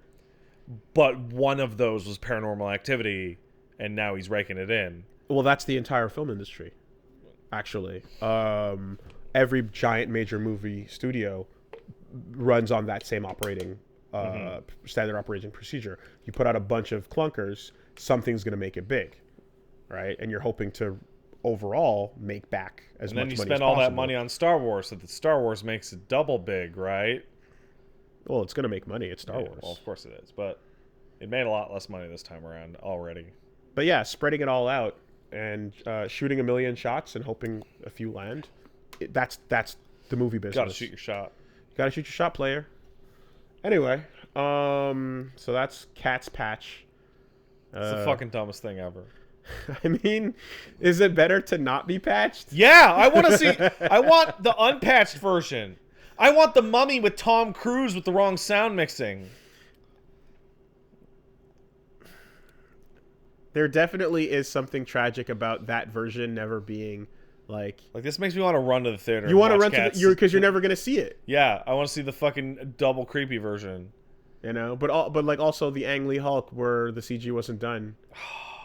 Is a version you'll never see either. So it's not the first time this type of thing has happened. But with a theatrical release, the idea of updated CG coming along later. Also, right, here's the thing about that. The fact that it would have to be like you have to address it in that way is almost like, well, you hired the wrong people to begin with. Right? It's not about like, oh, something new came out that allowed us to fix some of these problems that we couldn't already do. It's more just clearly like, no, we hired the wrong people. So if Sonic released and then got updated to look the way it did, oh man, that'd be crazy. Holy shit, that'd be nuts. Cats as a musical, I've had it explained to me, and it seems really stupid. And it seems like a bunch of art theater types farting in their own butts about cats and singing songs. And I'm glad that the film has continued the tradition of looking to be made by a bunch of people who like to fart in their own butts. Because holy shit. People really say the Broadway play is very good. But they say it in such a way that it's you're like, I don't trust you, and you simply have to see Les Mis. Yeah. But then again, I'm just... Might be fine. I'm just a plebeian Philistine who doesn't appreciate theater. I've seen Broadway adaptations that I've enjoyed. Well, I'll be very blunt. I don't appreciate theater. Okay. I think theater is stupid. Fucking Sweeney Todd is based on a play. I think theater was invalidated the day the camera was invented. No, but whatever. You hate music. It doesn't matter. I mean, yeah. You forgot to start that sentence with, you know what they should do. You know what they should do? Mm-hmm. Live action cats. Mm-hmm. with cats, real cats, and just dub it over. Milo and Otis? No, not Milo and Otis. Those movies are done, by the way. You must have seen the preview as before Star Wars. Every Disney movie ever had a trailer, including one Harrison Ford and big ol' CG Pupperoonie in Call of the Wild. Oh, you didn't see that? Nah. Oh, they had a trailer for Call of the Wild with Harrison Ford and a big CG dog. And real dogs are done. That's it. I told the story the other day, but real dogs have been done for decades, actually. You know, almost every dog that you see in a movie or TV show actually has CG on it, because almost every dog is supposed to be mean and grr, but trained dogs that are acting for parts are really stoked to be acting for their parts. Yeah. So when they're told to growl or snarl or whatever, they're like, I'm doing a good job. And their tails wag like crazy. Their tails wag. So their tails are CG'd to be still. Yeah. Yeah, those dogs in Knives Out were real. Yeah. They were also stoked. They were stoked to be in a movie. They were like, yeah, I'm a dog. Bark, bark. I mean, I don't know about being a movie, but to do their job. Yeah. Yes. No, they were totally stoked to be in the movie. And they talked. They spoke with the cast. Because dogs can talk. Because dogs can talk. Yeah. They can form sentences. That's it. You joke. Yep. You joke. But a dog could tell you all about their day. Absolutely. They can use syntax. Yeah. They can use prose. And they can be like, oh, I'm really happy to be in this movie. Thank you, Rian Johnson. Mm-hmm. They can conjugate. I've seen a dog conjugate. I've seen it. Yeah. Dogs can talk. Yeah. That video of the dog pressing the buttons proves that. You don't know enough dog owners. Unquestionably. See, you think I sound crazy, but it is actually you that sounds crazy. Totally nuts. Everyone told me how wrong I was. Dogs can super talk. Yeah. I was super wrong. Dogs can fully form. You know what? Elaborate conversations, and only the owners can hear them. You know what I'll say though? Right? Cats can't talk. Cats can emote. But dogs don't emote. No. Dogs emote, but what I mean is that a dog can talk to you. A cat is just screaming in emotion. Right, and let's pretend and at no point in the conversation are we just liberally using the word talk to mean whatever we want the word talk to mean, right? Okay, communicate. Well, of course they can. Anything communicates. What is your distinction then between talk and communicate?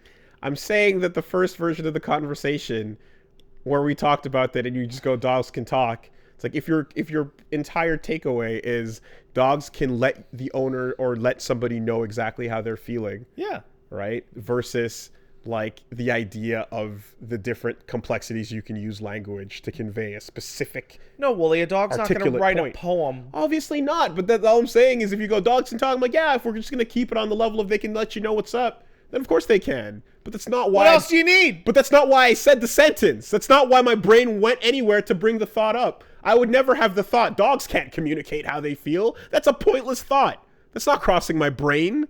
My brain's bringing it up because I'm doing the other version of it.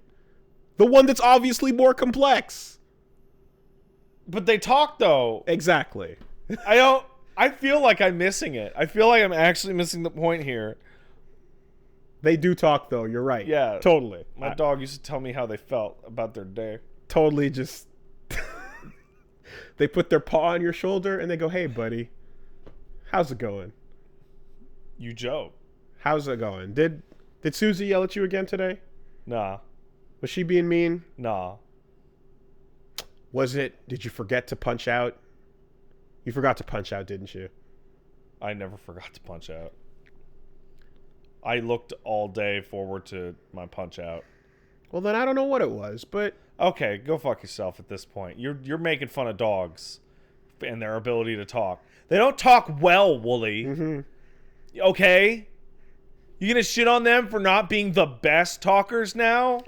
I'm not. I have nothing. It's incredible that they can talk at all. I have nothing to say about the dog and its ability to communicate. What you see in here, in the state of mind that you are in, Oh, you're doing that thing where you're like, all pet owners are secretly insane. No. Or not so secret. Are you crazy? I was a pet owner. What are you talking about? Like, that's a silly thing. That's why this whole conversation is so confusing. Because you had a dog when you were younger. And that dog talked to you. Yes, and it communicated what it wanted, and it let me know things in the way that a baby can let you know what it wants. Yeah. And yes, sure. That's a different thing from what I was bringing up when I first brought the point up of literally this argument, for example, which is so unclear that it requires re-examination to specify exactly what I mean when I say talk. I don't know. It felt pretty clear the first time. A dog can't have this conversation. Says you! Why am I giving you... I don't know. I'll go all day. You know why? It's because you were going all day in nonsense world where I was just fine to move on, but then you said something that was actually... Because I know your tone of voice well enough to know when you're saying a reel. Yeah. So you were doing pat, pat, pat, pat, but then you did a reel. A reel. And then the reel baited me back in. I tricked you. Yeah. I got baited with the reel. I wish I could do this on purpose, but I really don't. Because it's very clear when you're pat, pat, pat, pat, pat, but then you throw in the reel, and I'm like, wait, does he actually? And then hey, listen. I was walking out. I was already walking away, and then you fucking, you made me turn around and go, you fucking... You know what? You know what that's like? Dogs. Dogs do that. I was on my way out the door. I was closing it, and I heard you whisper, bitch. And I fucking opened the door back. What the fuck did you say? That's what happened. Anyway. But with nonsense. That's what happened. Look, Cat's got or is going to get patched. That's fine. That's fucking crazy. I want the patch to go wrong and delete everyone's cat's files. Look, if you want to see animals doing fantastical things, I don't recommend you go see cats. Go see a Russian circus. I don't recommend you try to sit there and stare at your dog until you can get telepathic thoughts converted into your brain. Yeah, that's bad. That makes you kill people. I don't recommend you try to have things happen like Wilfred, was it? The show featuring Frodo and his pet dog that became a character that hung out with him? No, not familiar. Okay. Well, basically his dog became a character. Frodo today. Or something. I think it was like Wilfred or something similar to that. It's almost like Brian from Family Guy. Yeah. Where you're just like, oh yeah, the character, the dog. Yeah. Is like that. Yeah, if that's what you're looking for out of your dog, then fuck off. Go away. But if you want to see animals being awesome. Yeah. I can 100% recommend you check out the latest banger from the makers of Fight of Gods called Fight of Animals. Yeah, that shit's hilarious. Fight of Animals is out there. It is a fighting game featuring crows and cats and dogs and penguins. Hook Dog and Mighty Fox and Muscle Beluga. Muscle Beluga is pretty strong. You've got Crowrilla. You've got Crowrilla in there for sure. Magic Squirrel is super legit as well. This is real. And again, like Fight of Gods, there's a game here. Yeah. There's a game here that you can spend your time actually playing. So the problem, of course, with Fight of Gods being that even though it dropped and it patched in Jesus and it patched in all these other legendary gods, we've even got a tier list out now, by the way. That's wild. Who's top tier? Top tier is the buff dog. Okay. Hook Dog? S is buff dog. A is squirrel. B is beluga and crow. C is cat. And D is fox. Damn. Yep. But that's just a random tweet. Yeah. Anyway, we've got Fight of Animals out here doing this. And Fight of Gods, the problem was no online. Yeah. Bummer. So then when this team decides to make another game, not only do they put in online, they put in GG fucking PO. GGFPO as it's known. Yes. And GGPO being in this game, this random fucking goofy ass meme animal fighter has rollback netcode. Are you serious? That's what I'm saying. Jesus Christ. So now we're starting to have a serious problem looking at this discussion from a point of view where we say it's too difficult. It's not. Because these people implemented it. No, here's the thing. It's too difficult can mean different things depending on who's saying it. Whenever you hear it's too difficult from a Japanese game developer, there's a 50% chance that the difficulty comes from the person that is responsible for this goes, we just don't do it that way. We don't do it that way. It's not the way it's done. Yes. Muzukashi. Yeah. It's very difficult. It's difficult because it goes against what we want to do. That country has a hyper-conservative work culture. And we don't know how to do it at the moment, and putting someone into a place where they would learn how to do this is going against what we would like. But research can be done. We can look into things, certainly. And then at the end of the research, we'll go, that is pretty good, but it's not how we do things here. Unfortunately, after all our research, the situation is still very, very muzukashi. Listen, it just can't be helped. Shikatanai. Yeah, it just can't be helped. You know what? It's just. Yep. So it's so frustrating. Shikataganai. What are you gonna do? So what are you frustrating. Gonna do? So here's what you're gonna do. You're gonna go install Fight of Animals, and you're gonna play it, and you're gonna enjoy it because it has rollback netcode. So that means your net play is going to be tighter than a lot of main games right now. Countdown to that League fighting game coming out now. A game that will get all the money support in the world and assuredly have Ace's netcode. Like, fucking get it together before that day. This type of thing happening, I don't know if they planned this. Obviously, they couldn't have done it too far before the discussion was heating up, but it's the perfect timing because right in the middle of everyone going, guys, it's been too long, you don't have an excuse anymore. Like, a random indie studio goes, yeah, we just did it. Yeah. But also, right, we've seen it implemented in older releases of games. Sam Show 5 Marvel 1. Going back, like, they updated games retroactively to do, like, it's like, no, you don't need to build the whole system around it. You could go and do old shit. Building around it is better. It builds for... we played KI last week. It's fucking... That netcode's incredible. We played KI on Get Into Fighting Games for Fun last Thursday. That video should be dropping as well. Had a blast. And we played sets against Squad Nate, who was in Australia. And it was... Didn't skip a beat. Like, the entire night, there was, like, 2 moments of hiccup. But those must have been like major packet loss, like something big. Every other match, you can go back and watch the archives. You can watch the video when it comes out. We played a perfect set. This is so stupid. From around the world. But like, my desire to play fighting games has honestly kind of evaporated over time. I've been listening because of this. Okay, I've been listening to, like, there's been different things coming up recently that you've been bringing up as a like, you're trying to identify a desire that is ghosting out of your body. Yeah. And I can see you grabbing at different things. I've latched onto what it is. Back when I was in high school and college, there was always people I could fucking play with at a drop of a hat. It was trivial. Now I'm an adult, and the only way that's going to happen is if I drag my ass down to locals, which I don't want to do, or play online. And every other game I can play online like that. Like, it's such a pain in the ass to play fighting games online. It's stupid. I would be able to get past all the other stupid shit that bugs me, like I'm not good, and I'm out of practice, and I'm not good, right? If I could just sit down and play a match every couple minutes. Time to get good at Fight of Animals.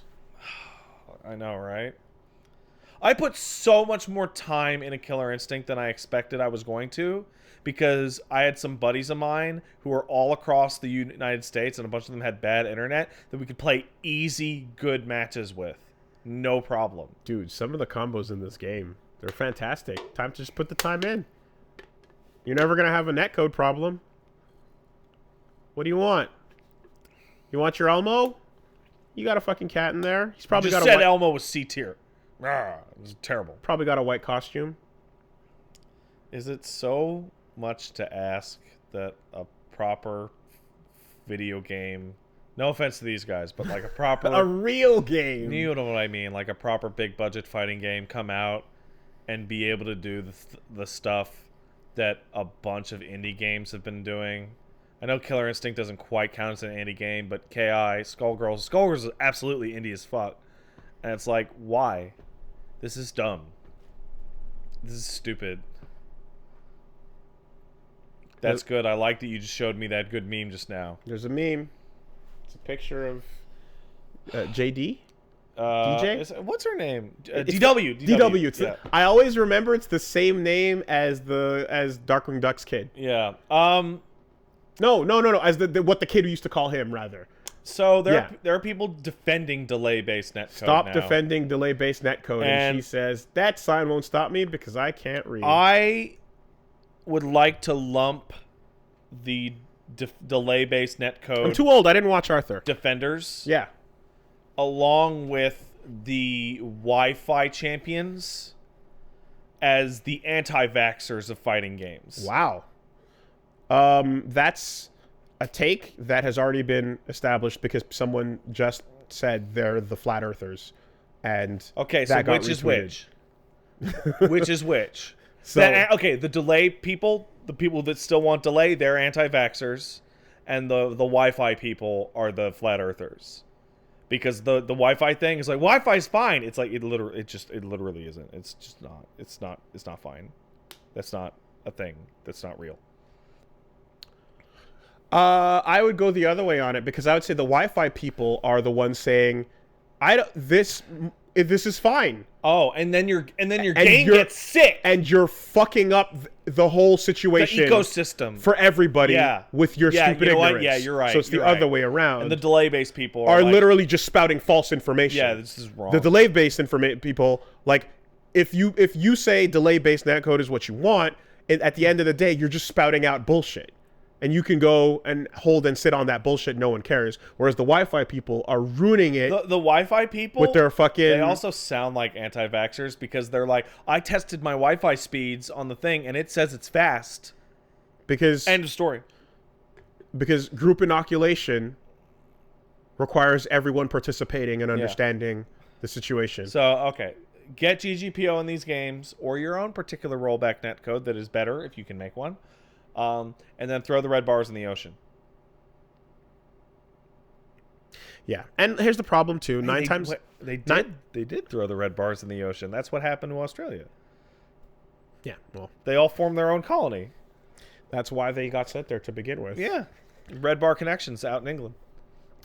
When you're getting into a discussion about like something like this that is so misunderstood, you're going to have infinite misinformation out there because at the end of the day, unless you're hands-on with it, you're just going to echo talking points. Yeah. And you just have to hope that the talking points you're echoing are like correct. While also talking about your own experience. Yeah. And if your own experience has been, I don't play in a way that is where these hiccups make a difference in my ability to win or lose. Yeah. Then you're not going to care. You're going to say, yeah, that was fine. I played against a player and then it switched to the CPU in Smash 4 and it was fine. Or Brawl, whichever one did that. Yeah, that is the craziest solution to that problem ever. Just switch to the AI. Yeah, no one will notice. You just want to win the game. And then for Smash, you know what they did? Instead of working on the netcode, what they did was they spent a huge amount of time, I assume, making the CPUs in that game incredible and lifelike and fun to play against. Now, back in a world where before rollback was a thing 9 years ago, yeah, people were like, man, the netcode is bad, but what are you going to do? It was just the state of affairs. You just had to deal with it. And you would basically just go like, man, I hate playing against people with bad connections or people that are too far away or whatever the fuck. Yeah. And it was the state of things. And now we've played KI and Mortal Kombat and Skullgirls. The problem has been solved. And you're playing with people in Europe. You're playing with people in China. You're playing with people in Australia. And the most troubling connection of all, people in California for some fucking reason. And it's fine. It's completely fine.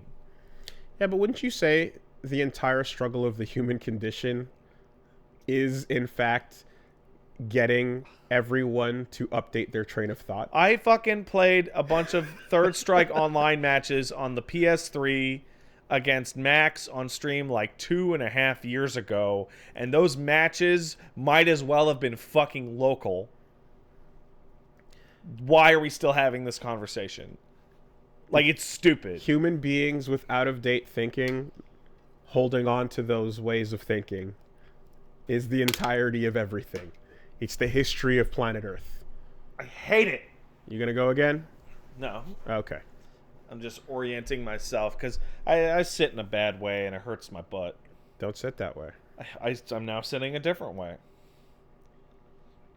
For those of you who care about it, just a heads up, if you want free games, Epic is giving away free games. Yeah, they give away free games all the time. So 12 Days of Christmas has 12 days of free games. One of them was Into the Breach, I believe. Yeah, that was day one. Yeah. I believe today is... what was it again? Ape Out. Ape Out, that gorilla game. Don't know what that is. It's the game where you're the orange gorilla and you're just running around throwing shit. All right. And breaking people open. Okay. Breaking people open? Yeah, you're just fucking up people. All right. That's pretty gnarly. It should have been called Ape Escape. Yeah, well, can't. Sony got there 15 years ago. Yeah, so it unfortunately means these are on the Epic Game Store. So, fair warning. I check that store every week for their free game. I have a massive library. Fair warning that your free game is on their store, which is not a good one. However, free is the right price. If you care to go get your free game, for this is pretty where it much is. anything. Letting people know. Some people want free games. The store is improving at the slowest pace I can imagine. Like, there's now like tabs in their store page you can click through for categories. And it's like, wow, only took you 6 months, huh? Still no shopping cart. Well, other games are improving at not a molasses pace. Damn. For example, Blasphemous. Yes. Blasphemous got a big fucking patch. Big ass patch, big old fixes. The two things they fixed that are the most important: bosses can't damage you after they've died anymore, which solves all the save game problems, where you would get locked into uncompletable saves. So not in a fun Castlevania way. No. They would. So if a boss killed you after the boss died, the trigger to leave the boss room would not play correctly, and you'd get stuck forever. Perfect. And it would ruin your file. And there was also a bug that your death statue, if you died to spikes in certain conditions, would sit on the spikes and be unobtainable. Well, there's a bullet point list here of things that updated in the patch. Those are fixed. Yeah, collision detection during jumps, jumping in midair. It's possible a few frames after running off a platform. It's called Coyote Time. I like it as Donkey Kong jumping. Okay. Right, the Donkey Kong Country jump, where you run off the platform and then you get a little bit of extra. The Celeste developers termed it Coyote Time. It's kind of stuck. Coyote Time, Ghost Jump, grab canceling. The Penitent one can now jump off walls, ledges, and ladders by pressing the grab cancel. A lot of platforming updates. It's just a cleaner, better version of the game. Extended controller support, mouse buttons and swipe gestures added, better UI, every action rebindable. Good shit. As somebody who 100% of that game's incredible. And they're also announcing that there'll be free DLC coming. So the second announcement is coming in early 2020, where they're dropping some DLC. So shout outs to the Game Kitchen for some good shit coming out of that kitchen. That game is right up there as like one of the real good ones. And that studio name is right up there as one of the real good ones. What's the studio name again? The Game Kitchen. Oh, that's good. I like it. Fucking great. I love that name. What you cooking up in there? Video games. You got a stew? You got a stew going?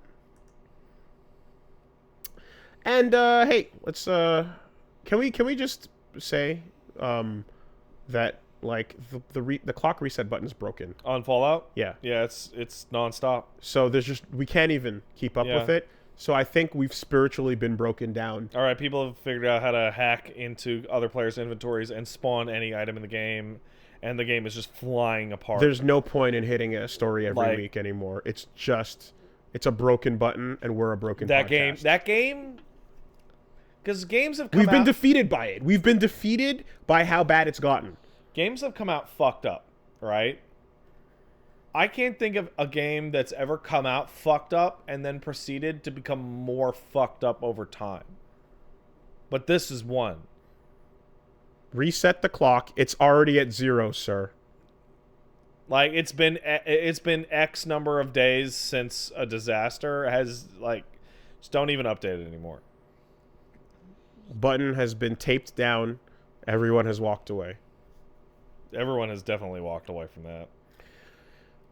So yeah, fuck all that. I want to go to our happy final little Christmas story. Everything is A-okay between the Witcher author and CD Projekt. Yay! An agreement has been formed where there's a new rights deal between them. So The Witcher on Netflix just came out, and CD Projekt announced an agreement with, I'm going to try, Andrzej Sapkowski. I tried. Good enough. The agreement satisfies and fully clarifies the needs and expectations of both parties, past and present, and sets our framework out for future cooperation between the two sides. Andrzej, who we've talked about in the past, had this to say. Uh-huh. I was stupid enough to sell them the rights to a whole bunch. All right, I immediately forgive him. They offered me a percentage of their profits. I said, no, there will be no profit at all. Give me all my money right now, the whole amount. It was stupid. I was stupid enough to leave everything in their hands because I didn't believe in their success. But who could foresee their success? I couldn't. All right, fine. I was about to say, before you said the quote, I was saying, I hate this because he was so stupid, now he's getting rewarded. But Done. He got up and Done. said, yeah, I'm a dumbass. Perfect. Okay, good, fine, good, thumbs up. All good. Admitting that you were a stupid dumbass, huge points. Done. Great. Everything I've said in the past about him being dumb, all right. Good, fine. Yep. You are in the clear. You've good. The acknowledgement. Redemptive arc complete. 100%. You can now marry Sakura. I now feel... Yep. Now I'm happy for you and your newfound wealth. Can't wait for the next Witcher game. Yep. Because why the fuck would they make this deal if there wasn't another Witcher game on the way? Yeah. Why would they ever bother? Yep. Witcher 4 has just been confirmed by me. Yep. That's it. Get it. Get that money. The raw acknowledgement of the truth feels really nice. My head canon on this is that he signed the deal with Netflix, which in a way that was would be much more equitable to him, in a way that he should have signed with CD Projekt. And one of the guys was like, "Hey, so you must have made a bunch of money on those games, huh?" And he's like, "No." He's like, "Why not?" And he explained it, and the lawyer from Netflix goes, "What are you, fucking stupid?" The picture of just somebody got a hold of him and it was just like, man, you were fucking dumb, man. There's a picture of him looking proper old and fucking just crotchety. The definition of crotchety. Yeah. As he sits next to the interviewer from Eurogamer. Oh, who's wow. a smiling youngling. That dude looks like my dad. It's really, really funny if you go check the article out, which I'm linking to. Looks like a grumpy version of my dad. He's a grump. He's a grump boomer. And yeah, I like his mustache. And they all got, now there's all, of course, CD Projekt is saying, hey, great things working together, all the blah blah blah. But that's it. That's all there is to it. And a Merry Christmas to all, and to all a good night. That's it. Hooray! Hooray! A happy ending. A Festivus for the rest of us. It's time for the feats of strength. Frank Costanza's the fucking greatest character in this world. Okay, I know you said Frank Costanza. Yeah. But it sounded like you said Frankenstanza. Yeah. And my brain did It's a poetic monster. Did the work. Yeah. On that. Let's take some quick letters.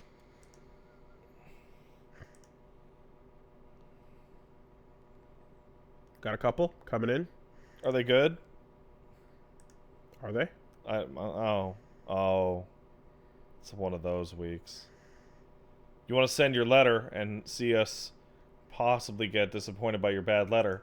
Send it into castlesuperbeastmail@gmail.com. Anyway, there's some letters. You know, yeah, that's fine. You know, we got a couple coming All right, in. let's hear the first bad one. No, I didn't say that.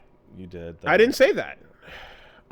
So Mediocre says, Dear Borvid and Uchiha Madden, I'm a Sakura fan and I want to apologize. Oh my god. For that at the start of this email. Oh Towards the start of the Nuns LP, Wooly showcased some of the deep-seated hatred of Sakura.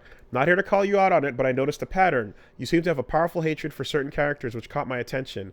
When I see a character like Sakura, who's underutilized and takes the back seat to the rest of the cast, or a character like Dar, who makes a bad decision and pays for it, I tend to put the impetus for them being forgiven or improved on the author, not the character. My question is, have you ever put your disdain for a character's choices on the author and not the character? And usually, what's the tipping point? They're both. It's always on the author. Everything. It's all. I mean, but the characters aren't real. It ends like exactly like the author being the end point of the discussion is uninteresting because there's nothing else to talk about. Of course, the author wrote it. Right. At the end of the day, the flaws of a story are if you just say, yeah, the person who wrote it did a bad job. Then what else is you gonna have? There's no point in having a further discussion about it. I really hated how Sakura was written. Right. So changes to Sakura sucks. Like there's no functional difference between those two. Yeah, and creating a difference between them just again, it doesn't allow you to discuss why you shouldn't do this in your story. Yeah. And then talk about stories that don't do that or do the opposite or do a better version of it. Right. If you just go, yeah, so putting it on the author doesn't help. It's not a fruitful discussion. Yeah, it's not pointless. very useful. Right. So yeah, it's also a lot less fun. Yes. So you just put it on, so you can put it on Kishimoto, and that's fine. But at the end of the day, no, I want to break down the parts where it's like, yeah, Sakura continues to make bad decisions. She doesn't just her whole life. She doesn't just end up being like overshadowed, and then decide I need to do some things for myself. I need to catch up, or overshadowed and linger in the background or something. Because she has those arcs, but then she continues to make bad decisions, which the camera, and I say camera to just mean the framing of the story, almost puts it in a place where they're trying to make you understand her motivation when she does things that are stupid. And you're like, but her motivation is stupid. Her motivation is that she really thought that kid in middle school was hot. It, like, in some cases, it even makes, like, Naruto's stubbornness for being like, I'm going to save you no matter what. Yeah. Right? The like extreme redemptive qualities that we discussed, for example, it makes his stubbornness look like the sanest position in the world when she's going, I have to go get him. And then she has a moment where she like knocks out her teammates to sneak in to go get at Sasuke first to be the one to take him out. And then has a moment where she's trying to fake him out by being like, yeah, I'm here to join you no matter what. And then he goes, all right, then kill this one person that's my former teammate. I don't need them anymore. And her plan is to fake him out and then get him. Yeah. But she has a moment where she's really considering killing the person and actually doing the flip. Maybe I should just... And you're like, why would you show her doing this stupid thing? And then going, no, wait. And then by that point, Sasuke is like, aha, see? And then you get to the end and you're like, oh, she's just boy crazy. So that's literally her whole character. She has this whole moment of like reconsideration when she hesitates at this point. And you're like, are you actually considering what he's saying? Or going through with this, I'm a fool you play? I don't know. He looks pretty hot in that lavender. It's, dude. It's an, and this is, and like, like some of the, she walks up to Naruto at one point and goes, hey man, you know what? I was wrong the whole time. Sasuke really is a traitor and he needs to go. So I know you say you want to save him, but don't worry about that. I like you. I realized I was being stupid the whole time. It's you, Naruto. I love you. What? I love you. What? I know about that. You're the one I love. She literally pulls this fucking dirtbag horseshit where she comes up to him and decides like, whether she's lying to herself or to him. Yeah. She's choosing to fucking just be this piece of shit. Sakura. In a moment where she hasn't actually put him out of her head, but she's basically like it's the pre-bound, right? And so everyone there's a conversation. It's one of these moments where I'm like, oh, thank God this happened, right? And it's a moment where all the other kids as adults, they're having, like, Naruto's not there, and they all go, yo, Sasuke's got to go, right? Yeah. Like, he used to be our boy, but he joined ISIS, so he has to go. Yeah, he's a murderer. He's evil. Can we all? And everyone's like, fuck, he's such a dick. But yeah, man, clearly he's got to go. And Ino and Sakura are like, I can't take it. And they're crying. And Shikamaru's like, nah, he's got to fucking go. You know? And everyone's just being like, okay, cool, we get it. And Sakura, the last time he saw you, he tried to kill you, and the time before that, he knocked you out, and the time before that, like, what? And right? And so they're just like, he tried to kill her and got saved. Someone else in the village will fuck you, bitch. Like, Jesus. Anyway, but when he knocked her out that first time, he said thank you. So he did it in the right way. Anyway. She is dick crazy. So they fucking have this whole moment of like, okay, cool. We're all in agreement. Yeah. Let this asshole cry her eyes out. But who's going to go tell Naruto? Yeah. Right? Who's going to tell the walking nuke that we made a decision on this, you know? And then she goes, I'll be the one to tell him. And everyone's like, that's a terrible idea. And she's like, no. He's part of my teammate. This is us three. This is a Team 7 thing. Let me do it. It's not anymore. It's a whole... So then they go, all right. And then they walk behind her carefully as she walks up to Naruto and goes, hey, Naruto, guess what? I love you. I love you. This is what you wanted to hear the whole time, right? That's the way it played out? Yeah. I was foolish. I just, I didn't see it, and you're the one I've always wanted. And Naruto's standing there, and he looks at her, and you can see him doing the head cock, and he's piecing the cogs together, and he basically just he takes that second, and he goes, get the fuck out of here! Be gone! Be gone! How dare you? You're full of shit. How dare you? And she goes, what? But isn't this what you always wanted to hear? And then fucking Kiba and whoever is standing behind her going, oh my God, is this bitch serious? And he fully fucking smells it. He smells her serpentine breath and he calls it out. And it's fucking infuriating. She's awful.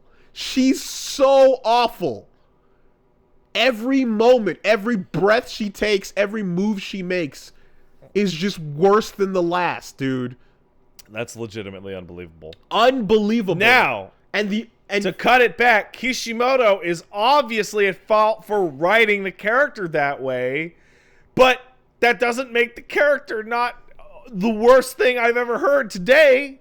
The worst thing I've ever heard today. Yeah, you know what? That is appropriate, the way that I talk. That's terrible! And this is after the seed of Hinata had been planted. Yeah. Because she shows up to help him fight against the fucking that got final planted boss. back in the tournament. That's No, but there's a legit yeah. one where like the village is dead. And she jumps in to be like, I'm gonna help Naruto for real. Like giant titties and shit. And she jumps and she's like, because I fucking care about you, bro. Yeah. And then like sacrifices herself in a moment. Naruto goes, oh God, what the fuck? And he's like, damn. Yeah. Damn them yams. Shabam. Wham, bam. Where'd all that shit come from? Thank you, ma'am. It was hidden underneath. Is this that Branch family shit? It's hidden under the Hyuga jacket. You couldn't see it. The Byakugan has no blind spots, but those titties do. What? What? What? What is... Okay. The blind spots behind his head. All right, yeah, sure.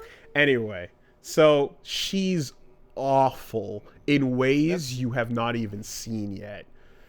And then every time Tsunade shows up and like punches the ground or kicks open a fucking cliff, and you go, oh yeah, that's the thing that Sakura's supposed to emulate and become eventually, but is not, because Tsunade doesn't have any of the nonsense baggage that and she did it once, and it was like, oh cool, she's turning into that, and it's like, no, let's just bring the other one back, please. Yeah, fuck, dial it back. Yeah. You know what's interesting? It's actually like up until the point that you're boy crazy and you're just going after you cannot live without the scent of Uchiha dick, right? That's one thing, right? She needs the whiff. And Ino's there to like fucking amp her up and shit. And she's running in a straight she's running straight towards a cliff because she can't get enough of it. There's a dick right? over the edge of that cliff, I tell you. And that's one thing, and that's one dimension of being awful. Yeah. But then you get this emotional manipulation shit where you're just like, you know what? And this is the only bit that you can actually feel perhaps a little bit good about, right? You're so awful that you two pieces of shit deserve each other. They do. So I was just thinking, right? So let's take Naruto. There's characters in this that are horrible murderers, and will probably engage on redemptive arcs, right? Put a pin in that. We're going to talk about that later. And when you do your redemptive arc, if you're just a horrible psycho murderer, if you genuinely sacrifice parts of yourself or whatever, you cannot walk it back, but the audience will deal with it. So like Vegeta's a really good example. Yeah, okay. Vegeta's evil. Vegeta's super evil, right? But because he's willing to fucking die fighting like Cell and Frieza and all that shit, and for the greater good and all that crap, people go, yeah, okay, you're a good guy now. Well, let me elaborate on that. When you've done horrible atrocities and evil, yeah, and you regret them, it's not enough to just regret them. You have to act. We've always said this, right? You have to act, and you usually have to die. But well, here's the thing, right? In storybook context, yes, you can say that because they haven't earned whatever. But let's think about it in another frame, right? What is the most you can possibly give? Everything. Yeah. So this person is willing to give everything they can and more to fix possibly what they've done or right the wrong. Yeah. So, go on. But when it's characters that aren't psycho murderers, characters that aren't bad enough to gain redemptive arcs that would have a drama to them, when they're just liars or pieces of shit with no body count, a redemptive arc is therefore like it would be too much. It's right. Yep. And so I feel like they can never be fixed. So like Sasuke, you could fix if he did something grand and selfless, and in contrast to his earlier actions, right? He gets a body count, right? And you'd be like, okay, well, you know, I've been evil, but now I'm good, and I'm working at being good. And the important thing is that when your shitty character becomes redemptive, other characters should still treat them like shit. Because they're assholes. I mean, they should have to earn it. Right? That depends on the like story. Like Goku and Vegeta, Goku just fucking turns on a dime and goes, okay, and it's like, calm down, Goku. Because you've got a dumb friendly character, where other people are like, isn't Vegeta like a psycho, right? And at a certain point, you're like, how many times you got to save the world, right? But with like a character like Sakura, who's just a bitch and a dumbass.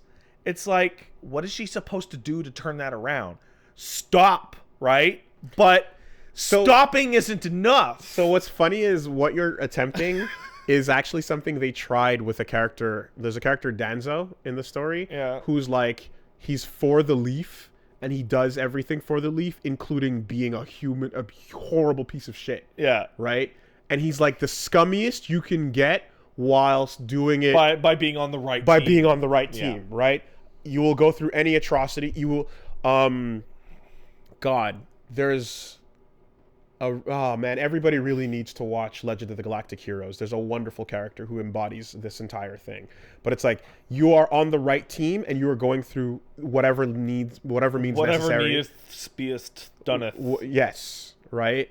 And they will always be able to stand and argue that I'm doing it for the right reasons, kind of thing. And you're like... And people are like, but you're scum. And usually... there will be a moment where that character, in order to clarify, because the audience can't live in this uncomfortable world of ambiguity, that character will then pick up a baby and stab it. Yeah. And then go, this was an enemy baby. There's two ways around it. Either they go full crazy, or something happens and they go, oh my god, it was totally pointless. It was not worth it at all. And they like mentally self-destruct. But like you have to have that moment so that the audience goes, you were on the fence and you were clearly leaning this way from the opposite side of the fence, and now you stab that baby, so there you go. Yeah. Right? Now you can safely be written off as a fucking, goodbye. You know, as so there's baby stabber. Yeah, as a baby stabber, right? Because otherwise, when you have these moments where someone like that gets it super hard, you go, whoa, what did you do to deserve that, Jurassic World lady? You know, she's gonna outlast that movie. She's the one. Every time from now on, you have a moment of overdoing it. It's that lady. That's the one for like nothing. And it because you can't. Why? Because she was kind of a bitch. Is that it? Because you're not sure if they were going for the tragic casualty or the comeuppance. You know, she got it worse than most movie villains get it. She got it worse than James Bond villains get it. For nothing. And you don't know if it was kind of because she was kind of douchey. Like I was like, what? And like her douchiness isn't even wrong, because she works at the park. Yeah. And then her boss's nephews show up, and her boss goes, "Take care of my nephews," and she goes, "What? Fucking no, that's not my fucking job." She's wearing a power suit. I'm running the fucking dinosaur park. What the fuck? To the dinosaur death room with you, woman. Yeah. Like, what the fuck? No, she got that job to get away from children. You know what I mean? Like, yeah. Anyway, that's the standout for going hard the opposite way, where you're like, dear God, was that overkill? Why did that lady have to get it so bad? Comboed. Air comboed. Three dinosaurs, right? Might have been 4. Oh. Anyway. Yeah. She gets it worse than the villainous dinosaur. Everyone. She gets killed by the mosasaur the same way the villain dinosaur gets killed by the mosasaur, but she got comboed into it. Yeah. So, all of this really is insanely interesting, and the dumbness of everything that you left off on. The trajectory that your characters were headed in? Yeah. Like, they just keep going that way, and the story puts boost pads on the ground to help them get Naruto keeps getting dumber and dumber, and Sasuke keeps getting worse and worse. And Sakura gets, like, it just, everyone crazier, accelerates harder in the directions they were going away from each other. Like, nobody's having change of hearts and then coming back to, like, a consensus or something. With one exception... And it's one that you could have kind of seen, but it's basically the threads that make Sasuke accelerate past the point of nonsense are based on Itachi, obviously. Yeah. And Itachi ends up being a pretty rad open and shut case character. Yep. 100%. Zabuza ends up being a rad open and shut case character.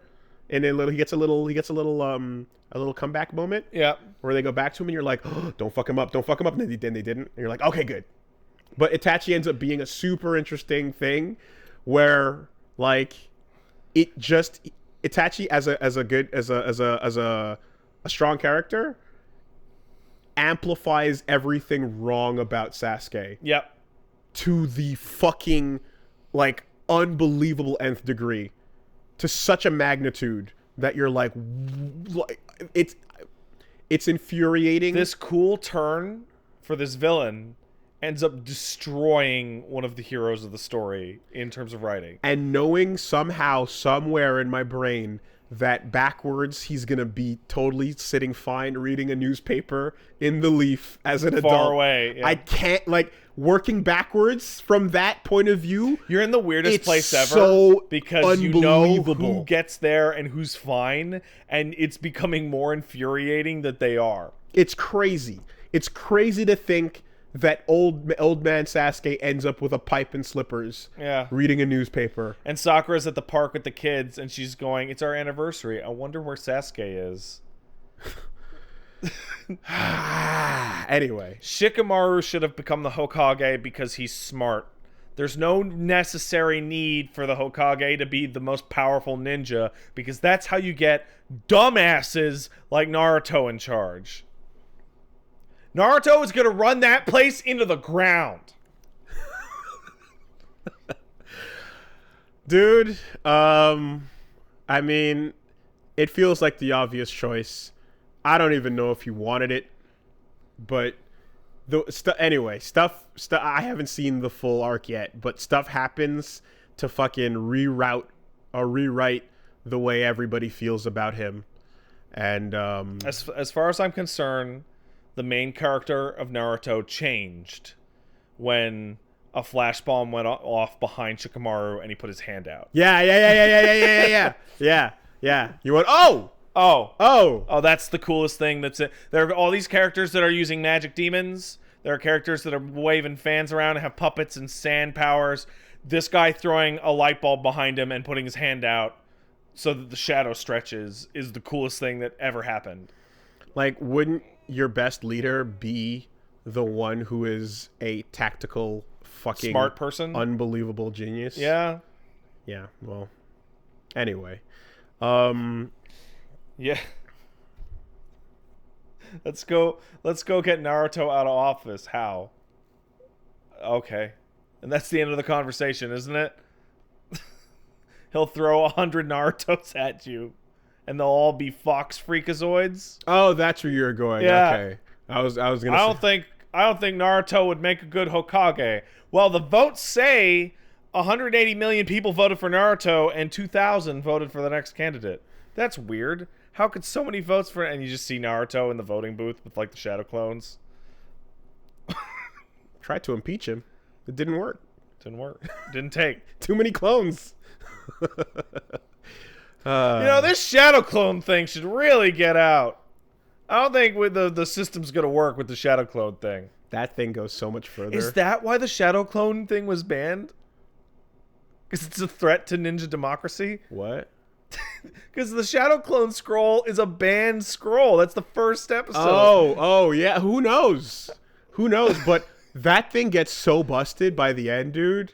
Like there, because you get one of these moments where because every time Naruto gets stronger on his own, his power multiplies by 1,000. So you get to points where massive, insane plot battles are happening. Yeah, and like Naruto goes through a full arc, and then at the end of it, it's like, oh yeah, that was one of his clones. Yeah. He was actually somewhere else doing something else. And that whole time, that entire battle took place, that whole fucking arc you went through, multiple episodes, whatever, everything that happened was all just a part of his energy sent to go do the thing over there. And it's like, oh, that's the most, come on. Yeah, they do that. There's a clip that I saw from Boruto that warms my heart, which is Naruto bumping into a table at Bort's birthday and him poofing out of existence and the cake hitting the floor, and they're like, oh, Dad's doing something. Dr. Manhattan. Yeah, Dad's out there doing Dr. something. Manhattan. I thought Dad was gonna come home for my birthday. Fuck yeah. And it's like, Jesus Christ. Absolutely. Big blue dong. Isn't this what you wanted? This is what you wanted, right? It's so bad. Multiple blue dongs? I'm over here in the lab. I'm on the moon. Does Naruto remember or know what his clones are doing? Boy, does he. Well, then how come he could do anything? That's the point. He could do anything. And guess what? Yeah. That's why. Why is he? Because that. That's it. You just that's the whole thing. He can be everywhere and do everything at the same time. Congratulations, you've cracked the story. What? How can you have a story with a character like that? He gets to do everything. And then, when they disappear, it all comes back. Hey, every clone, read one book a day. Go. It would take you, how about this? It would take you 100 years to learn this jutsu. Would it? Cool. Okay, I learned it. Like, done. That's it. Next. Ugh. That's the entire thing. That's so stupid.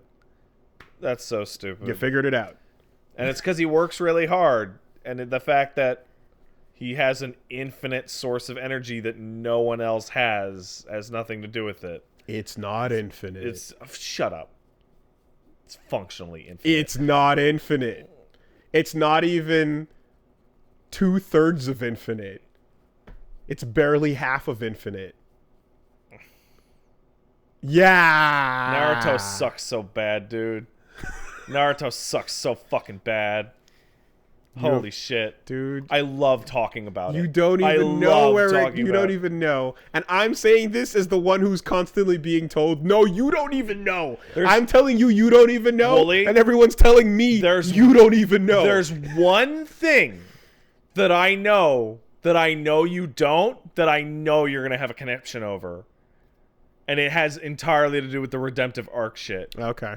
And it's a character they don't give a redemptive arc to. Okay. And it's like, I can't believe it. I really wish you would just let me tell you, but ugh. We'll get there. I can't believe it. I know a bunch. I don't know. There's stuff I don't know. So, yeah. Anyway. Because all your complaints about Sasuke are going to fucking fall away in the face of this shit. So I hope that answers your question, mediocre. Sakura still sucks. And Kishimoto sucks.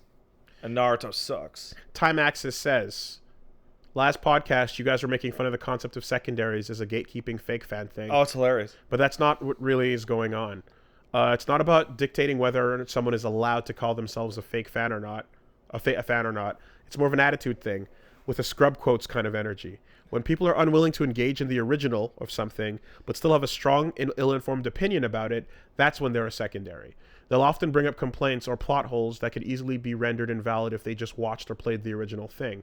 Here's examples. If someone skips the original Eva and only watches the rebuilds, then says Eva's just a generic fanservice-y hot-blooded mecha shonen anime. Or someone plays mainline SMT for the first time and says, this sucks, where's the social links? Mm-hmm. Or if they watched Gundam Seed, Destiny, and then complained when someone suggests the original is better. It's that kind of thing. If you get this concept, maybe you can think of your own examples of things that you're deep into. So, that's secondaries explained. There is an element of still, that I mean, that is a lot more nuanced. But that does still completely open up the door of like, well, you haven't watched, the original Doctor Who's back in the 50s. They dealt with the problem you're having with the new season or what have you. It's all about context and moderation. But it's also way more fun to think of secondary people and laugh at them and point. Am I a secondary SMT fan? Hell yeah, I am. That first game's fucking hard. It's really hard. If this is the truth and it is in fact not about the gatekeeping aspects, then that is a pleasant, like you said, nuanced. It's not about gatekeeping. It's just about the new fans being stupid and you being able to tell them that they're stupid. And that can be said with sarcasm or without. Right? Like, depending on if you're an asshole. If I have a question and it is true that the new Doctor Who problem... If the old Doctor Who answered the question I have, then I want to know the answer. Yeah. I'd love to know the answer. But but if you are making a hard, fast, dumb judgment as opposed to just being curious about what the thing is, then of course that's going to piss people off that are like, dude, the answer is here. You just didn't know it. Right? It's your attitude as opposed to what you know or don't know. It's like... It's normal to not know things. It's stupid for you to assume that you... are an authority when you don't know things. It's like Revenge of the Sith, the opening title crawl. The war between the clones and the robots is going on, and there are heroes on both sides. What? Uh-huh. And with that, I am going to go back to the bathroom because holy shit, I'm going to piss myself. All right. Well, if you enjoy these Naruto takes, of which there are many, I would suggest you take a look at Naruto Ultimate Ninja Storm 3 on Wooly Versus, because boy, do we do nothing but hit these moments as summarized by the games, and then eventually jumping over to see the moments in the anime, getting better context where we can, and like as it hits me raw, we have these big conversations about it. And if you want more of that, I highly recommend you check that out. I'm having fun with it. It's also really interesting to see Itachi turn into the boss. That's some fucking big thoughts there on things, especially finishing that DLC, that full burst DLC on it. But yeah, man, I'm so stoked to see where the fuck someone who gets a fucking loving hug from their brother can continue down their path to full-on 800% assholery, despite the fact that they've been expressly told to chill the fuck out. It's gonna be great. It's gonna be great. I'm very excited. You know, there's so many exit ramps that he could have taken along the story. Every arc gives him an exit ramp, and he fucking not only drives by it, he blows it up behind him in the rear view mirror and makes sure that no one can take that path. Who are you talking about? Sasuke. Yeah. I figured when I came out, but just making sure. You could come back from being evil, Sasuke. Not only, but this. He blew up the exit ramp with the thunderclap. I'm going to make sure I can't come back from being evil. But you know what? It doesn't matter, because I also happen to have a fucking, like, what would you do? I have an ability that lets me roll the dice and get a new ability. I don't even know what to equivalent. Like, it's... Wait, what? Is this that Sharingan shit? But what if every level gave you another, like, you know how you wait a couple levels and then you get, like, Phyra? Yeah. And then you wait a couple levels and then you get Maziodyne, and then you wait a little bit more and then you get Luminaire. Yeah.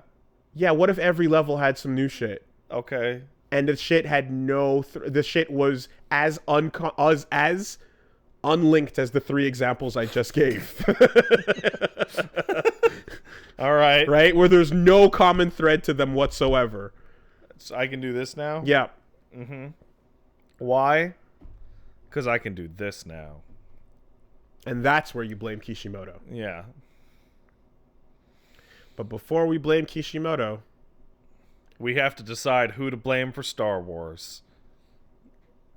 Lucas is far and away. He's left. He is gone. I really thought... Okay, hold on. Guys, that's the end. Everybody, thank you for tuning in. Thanks for coming into the podcast. Have a Merry Christmas and a Happy New Year. Of course, podcast is still going to continue to come out. Yeah, we're going to do next week. Yeah, and then... The week after is probably going to be late, though. Yeah, it'll probably be late, but it's still going to happen. Yeah. Well, we're not going to miss any, so that's fine. Yeah, tune into Wooly Versus if you want to see more of all the things I mentioned, Naruto and Table Lords. And then Saturday fun streams are continuing to be a thing. Saturday, we're just going to pop on whatever the fuck, whether it's Assault Party or a Table Lords. It's going to be a good time so far. Everybody's enjoyed it. Tune in for that. Or you can also do your thing before we begin.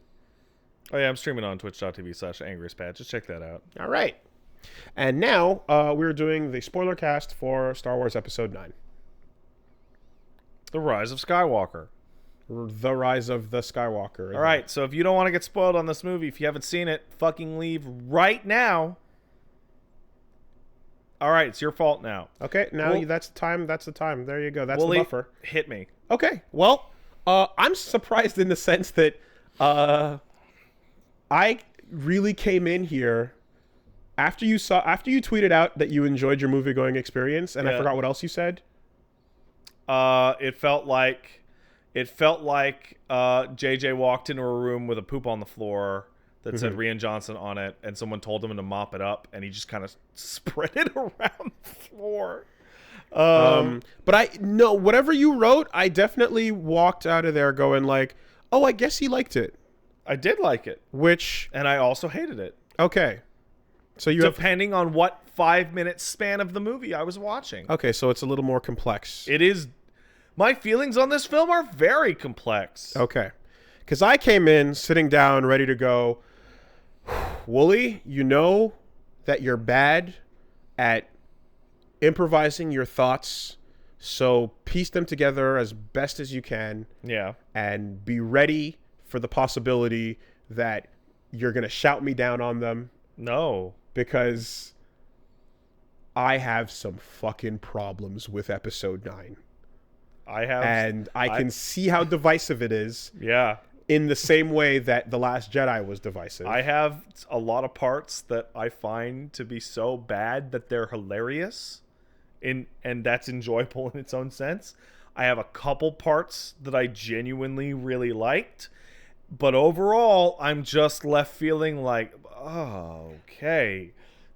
Right in the middle. Right in the middle. Fucking. So here's the thing. For me, a lot of these things, it's due to circumstance. This movie, for whatever it is, happens to be the end of a 9-film arc. Yeah. Which puts so much more weight on it and is coming off the tail ends of something that completely swerved. Yeah. So it's got to unswerve. So the movie decides that it not only has to be the end of a 9-film arc, it also has to be 2 movies. And it is 2 movies. No, it's 3.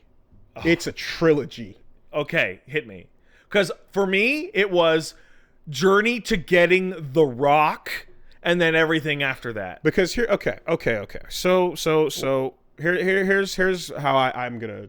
I wrote down a lot of notes. Yeah, let's hit it. And I'm gonna come at it this way. All right. First of all, whenever we refer to The Last Jedi, the understanding will be that for most people, you're referring to that as the bad. Yeah. Right. But here's how I felt about The Last Jedi. Right.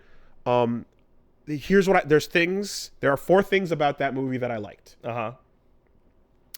The first thing that I liked about The Last Jedi, so that it's yeah, no, I think I agree with you on most of these, actually. I fucking love Tired Luke. Yeah, Tired Luke's good. Tired Luke is great. I don't mind Tired Luke. Because that is basically what he became in real life. Sure. And so him being like, man, fuck all that. You don't need Luke. Tired Luke doesn't bother me. Tired Luke is great.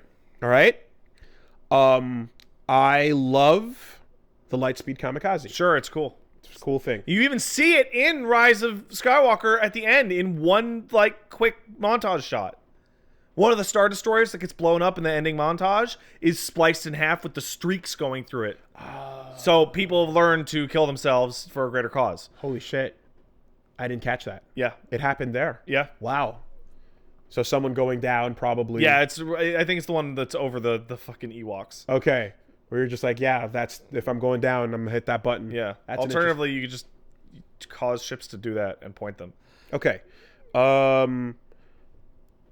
So the movie getting meta and being like nothing matters, right? Yeah. When you hear that and when I say that, a lot of the time I'm referring to the fact that it's like twisting things that you thought were setups. Sure. Right? So the one that I liked about that, I didn't mind the idea that your parents are no one. I like that. Because it was like, oh, this is where you're taking the story? That's fine. We can have a good story coming out of that. I didn't like that. I really, really didn't like that it turned out to be like, yeah, I was just faking, not remembering. That was terrible. But the idea, because I hate, and this is my biggest problem about Rise of Skywalker, I fucking hate how everything is like almost monarchistic magic wizard family. Okay. It's so fucking incestuous and awful. Well, except there's one thread that isn't that I'm going to bring up, which is one of the things I liked there as well. So the idea that your parents are no one, is I'm totally fine with that. It reminds me of the kid with the broom, right, or whatever. It's just like, yeah, there's a little bit of that can happen. So whatever things, you know. And the idea that what are you gonna do with that? If that's what your story wants to be, you can tell a good story of like, okay, you're not anyone special. Your legacy doesn't matter. Being the chosen one doesn't matter. It's what you're gonna do with what you do have, right? Yeah. And Obi-Wan screaming, "You were the chosen one," like as stupid. Yeah, that as being a like fuck the fuck, you know. All that shit was dumb. I hated it. Because that stuff was dumb, and because we saw this very flawed Jedi Order, the idea that Luke is like, man, fuck those stupid Jedis. Yeah, great, fine. You're like, yeah, actually, they were dumb in a bunch of ways too, and the movie's actually calling that out. Yeah. So that's satisfying in TLJ. Great. And then the last thing is the premise of the idea in the same thing we just discussed, that that fuck the light side, fuck the dark side, we might be able to find another way. Yes. Right? And that's I think the movie's biggest problem with me is that the best part about it is the fucking shot that they didn't take. So we talked about it when the movie came out, and Kylo being all evil, holding his hand out to Rey and being like, let's do a new thing. Let's do a brand new fucking thing. It'll be so cool.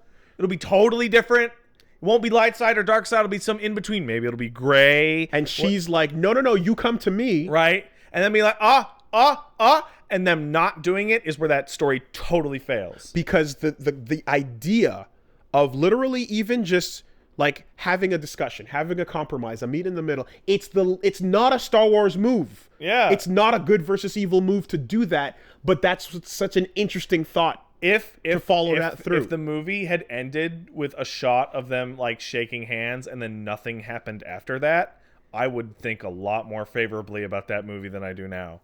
At the same time, you do then have to start addressing things like, okay, but what about all the bullshit you did, right? Yeah. Even if I'm gray, that doesn't mean you didn't do a lot of horrible things. Yeah. But now we can follow through and figure out together what that means after we have this moment of, okay, for now, the new thing. So, the cowardice and backing out of the gray. Oh, it would have been so cool. Is terrible. Don't set things up. Yeah. And have, like, I think one of the worst things you can do for your story is have the story go, hey, what if this happened? What if this happened? And everyone goes, yo, that'd be really cool. And then go, nah, just kidding. Like, that sucks, man. Assassin's Creed 3. That sucks. Yeah, what if this happened? But it didn't, though. Ah, gotcha. You mad. You're mad that you're not getting to enjoy yourself. Yeah. And me being okay with tired Luke means, like... See, I'm okay with tired Luke. I think the reason why Luke is tired is terrible. Is awful. Like, his character deciding, hey, I'm just going to murder this kid. I'm just going to kill him. Is, like, so nonsensical compared to, like, everything that came before. But that, like him having that moment, like, maybe I'm wrong on this, right? But to me, that's a moment where you go, the Force and the light side and everything I know about how bad this can go, because I can feel it, right? Tells me the right thing to do is to do this in this moment. And then he goes, what the fuck am I doing? Yeah. And I'm like, yeah, that makes sense. When the good guys are telling you that, like, the right thing to do is to follow your heart, search your feelings, and do the right thing. And he goes, what the no, this is stupid, right? That's something I can understand. And if that's here's the part where that breaks down. You know, I can understand that from a lot of characters. You know who I can understand it from? Luke. You know why? Because when Luke is beating down his robot monster father, yes, who is a genocidal maniac the galaxy has never seen, yeah, and he sees that he's like in a pathetic, weakened position, he goes, no way, man. I won't do it. I would never kill this guy, even if I'm wrong, blah, blah, blah. But then when his nephew, who has literally done nothing, is asleep in his bed, he goes to him and goes, yeah, I got to cut him. But I got to cut him. I don't think this is good. Okay. I'm keeping an eye on the time for you, but I'm not saying I don't feel it's a no way, man, in that moment, because I think Return of the Jedi especially the way it starts with him going to fucking Jabba's place, is actually setting up Luke to be a darker version of what he was in Empire. Yeah. Given what just happened to him. And you're starting to see him possibly embracing the dark side-ish, and maybe he's doing a little bit more of an aggressive, you know? And it's not like, it's a little bit more like, oh, there's a chance he could fall here. Sure, but the climax, and then he doesn't fall. The climax of Jedi is him throwing his lightsaber away and going, "No, I won't stab Space Hitler because I'm a Jedi, and Jedis don't stab Space Hitler. If Space Hitler is cowering like a pathetic asshole." Yeah, and it's not person aging up and nothing tragic happening to him before that. Going, "Oh, I had some bad visions. I better kill my nephew." Like, it's ridiculous. It's ridiculous. That's, you know what? It's not even. It is not even a fully defendable point. Yeah. Right? But it is like, in that moment, if that's the thought process where he's kind of like, man, this shit is leading me down a stupid path. Yeah. In these impulses, and that's how it played out. Then I that's how I felt. I do like the reveal being like, wait, what am I doing? This is stupid. What am I doing? This is stupid. And it being a misunderstanding. Yeah. But having that moment goes against what the same person that would have done the same. And it's like, why would he get dumber with age? Like, why would he become less wise with age? That makes no sense. Okay. No, you've convinced me. Right? I'll accept that. So that's my big problem with that. I also think it's like lame that he dies to do almost nothing. I do think that like, he I'm not like, they weren't hinting at him being anyway. Like I think that like whatever. You know what? I know how to break off from this point. You know what's crazy? We're talking about a spoiler cast for Rise of Skywalker, and when I walked out of Rise of Skywalker, all I could think about was The Last Jedi. Because Rise of Skywalker is so desperate to course correct. It's like feverish in its speed away from the last movie. I've never seen anything like it. It's fucking nuts. Rose is never mentioned by name. She's there, but like, her name is never spoken aloud. So in that, right, let's go into what you like about Rise of Skywalker. Rise of Skywalker. I think every single bit with C-3PO nailed. I love C-3PO. And I think they did a really decent job of actually giving him a reason to exist in the film, which the last two really fucking didn't. Apparently he'd been asking for that for a while now. Yeah, and it was a good decision because Anthony Daniels is the shit and his raw robot charm comes through. Okay. I thought the movie was pretty. Oh, yeah, no, it looked great. Looked fantastic. Here's the other thing I like. The new cast is likable. Yeah. Right? That's one of those things that you have to worry about because the prequel cast was not. I think Boyega and Finpo. It sucks for Rey because she's supposed to be part of that gang, but it's all about Finpo, bro, they're cool, right? It's a likable cast. Yeah. And this movie reminded me that I'm like, you know, like, even if you don't have to do, like, even if you're not echoing the past, I like these characters enough to be like, let's see what they're up to. I thought they were a likable cast, right? Chewie got the medal. Yeah, yay, that was crazy. Right? Wedge came out. Yay. Alive, shockingly. Right? Fucking Hux got done it. He got done it for the most fucking basic bitch reasons. I can appreciate a plot twist. So the Hux being the spy you thing. Didn't win. The Hux being a spy thing is kind of perfect because it's both super terrible and stupid. But then the movie goes, that's stupid, terrible. And like, then he says... characters literally go, what? Yeah. Huh? And then he says, I don't give a fuck. Right?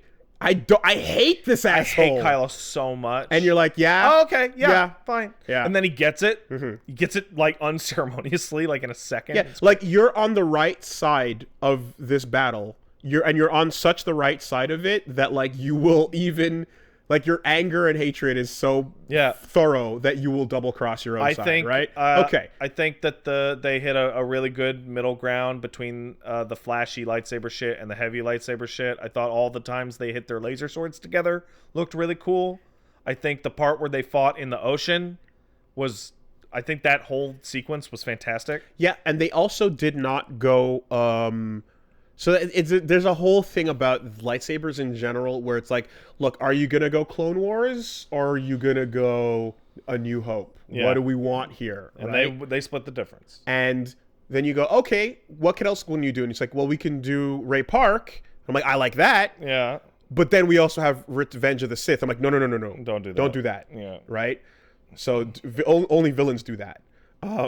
So yes, they did split the difference in a pleasing way. I think that the fight in the ocean on the ship, it's like I actually really liked it because like it accidentally I'm gonna say it's an accident because it was a double reversal of the two other fights that it is exactly like. It is Obi-Wan and Anakin on the lava planet, and Obi-Wan wins. You know, and it's reversed, and then it's the reverse of the fight in Return of the Jedi in the same exact location. I'm like, okay, that's thematically appropriate, and this character's winning, and then this character wins. Echoes. Yeah, Rey wins, but she actually lost. Everything is an echo. Yeah, it's like, okay, that worked. Okay, here's what else, right? I was super like worried about what the Wonder Twin powers were gonna turn into. Yeah. And in the end, I'm like, okay, you did some stuff that's actually interesting. Yeah. You know? The teleporting scenes of the fight where the mask falls was really cool. And I'm like, okay, that's interesting stuff. And then using this like reality warping ability to literally teleport items. Yeah. In a weird way that it's like, okay. I think the moment of the movie that I enjoyed the most by far was the 1 second moment where Adam Driver pulled the lightsaber out of his head. Sure. And then went, Sure. I'm like, okay, great. But then you have to go, what does that lead to? And it leads to ultimately just, oh, cool, you guys are an extra strong battery. Yeah. That's all it meant. Yeah. Right? In the end, it didn't really go anywhere that, like, it went there and it went somewhere else, which is we have such an emotional connection to each other that we can almost, like, ignore everything that happened. Where... I think that's let's see. I liked C-3PO. I liked the fight in the water. I like Adam Driver's post face turn character. And I have one other thing that I think is really cool. I like how Billy D. Williams managed to be alive and was on set looking for booze, and they managed to film him accidentally saying lines. That you should have hung out with Billy D. Williams and had him re-audition or something, and then been like, no, and cut him back out of the movie. Look, they can. Here's it's unbelievable that he's in the movie. You could tell from the first one that this trilogy was going to be about killing off the old trio, one by one, and then you got the head pump fake with the Leia in the last one. But it's like, okay, Solo dies in the first one. You go, they're gonna kill one of the three every movie. Yeah, that's what's gonna happen, right? He comes in as the fourth a little bit there, and Chewie's hanging out. But anyway, what I wanted to say was, hey, you guys have some booze. Here's like, and one thing that I did like, and this is just to do with that final battle. And actually to do with the thread that we talked about where you go, Rey, your parents were no one. You're nobody. In the end, when Palpatine is like, let's end the story of rebellion. Yeah. And the actual rebel army fighting him are literally just anyone who flew in with their random ships. Yeah. The idea that anybody carries the flag in this moment, not just people wearing the orange jumpsuits. Yeah, fair enough. Is cool, right? And that's an important thing. Okay. Because this Empire and the First Order and the Final Order and everyone has been under the thumb of these assholes for a long time. Yeah. And an organized rebellion has been wiped out and regrouped and fucking and wiped whatever. out again. But at the end of the day, they called in regular people to go fuck those assholes. I'm done with this shit. Great. So okay, I thought that was a good point. It was the all the warriors fucking moment. Right? And that, to me, is where your parents were no one. Yeah. That's that thread followed. Somehow managed to continue. If they built around it, it would have led to more of that. Now let's segue into the bad. Oh boy. Because the parents were no one thread is the most emblematic problem. Because your parents were no one gets turned into your parents were Emperor Palpatine's kids. So step 1, JK, the dead speak. Right? And you have the trailer where, no one ever really dies, of course. Yeah. A line that's not in the movie. But the idea of Palpatine being there, right, was keep the Force strong. Immediately upsetting. Yeah, because it's like, oh, fuck this. Vader? You know the 6-movie arc about Vader? How that actually meant nothing? And the idea of echoes that we talked about, where you're like, echoes, look, there's a wedge, echoes of things, the lightsaber location, battle locations, right? And then at some point you're like, but you stand on your own 2 feet to a degree, right? And I felt The Force Awakens did that, and that's why I liked it. And here you're like, no, literally Palpatine. Again. And you go, oh my God, you had nothing. And Snoke became nothing. Snoke was invalidated. Snoke went from being the thing I was most interested about to being less than a footnote. I can't believe I've never seen a character in a story get more irrelevant with every scene. It's crazy. The first time you see Snoke, he's a giant head. He's like a Because he's not a, he's a giant. I know people like to be like, can you please talk about this without referencing Red Letter Media? But there is one thing that Mike Stoklasa pointed out in one of his reviews that I loved about Snoke, which is the lightsaber shit, and Yoda has a tiny lightsaber, and he makes the joke of like, what if the Emperor was a 100-foot tall centaur Gorgon? Yeah. The fuck is Yoda gonna do with his little lightsaber? Yeah. The coolest moment in my mind in the would new have shit been is like, what if Snoke was like 100 feet tall? A giant Sith. He's not extra forcey. He's just fucking big. Because there is a race that happens to be this big in the world, right? It got your brain juices flowing. Like, totally. You're not gonna fight him with your laser sword. It got the brain juices going. I never would have imagined a Titan as a Sith. It made me wonder, okay, this is a new problem that requires bold solutions. Yeah. Right? Brave new solutions are required, as it means that the final confrontation with Snoke isn't going to be a lightsaber duel. It's going to be something weird. Yes. And then you see it's a hologram and you're like, yes. before even the end of the scene. And it's funny you mentioned that, because in my brain it's also, I'm like, I want to talk about this movie and do this spoiler cast with as few RLM quotes as possible, because I don't need that to elaborate on any given point. I just wanted to point that out, because it's like, that was a joke that actually became interesting, and then they ruined it. In the first scene where you see that, I really went like, wasn't there a lean back? I think we saw it together, and we went, oh, he's big. Fuck? Yeah. Oh, cool. What is this, right? And then the hologram flickers out, and you're like, fuck, I don't care anymore. No, it wasn't even. No, it was the next scene. It was the next scene, and then it keeps getting worse until eventually he's sitting on a throne and he just dies in the TL. Yeah, he's this big bad, and they trick him. And he gets killed for no reason, whatever. And then in this, he's in a fucking. They show you a jar full of snow, jar like he's full a pickle. of them, and you're like, this is the most pointless thread ever. Why did we even go down this road? Right. And the answer is because it was directed by two arguing directors who were having a conversation with their movies. Yeah. Because one goes, no, this is Star Wars, and the other goes, no, this is Star Wars. So JJ picks up the fucking ball and goes, there's no time. We would have established perhaps a returning Palpatine in the second movie if I was on it. We would have done a little hint. But we don't, so fuck it. The Fortnite. dead speak. right? Fortnite's in gonna Fortnite, tell you what happens in Fortnite? okay. You know the beginning of the movie is the title crawl. The Emperor, the Dead speak. The Dead speak. Yeah, the transmission is in Fortnite.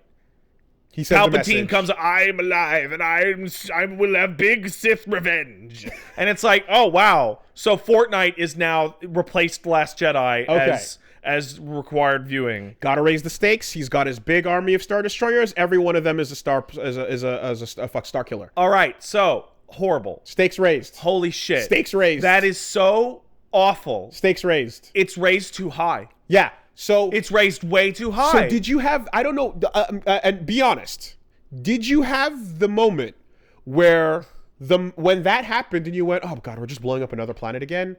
It doesn't even mean anything anymore, right?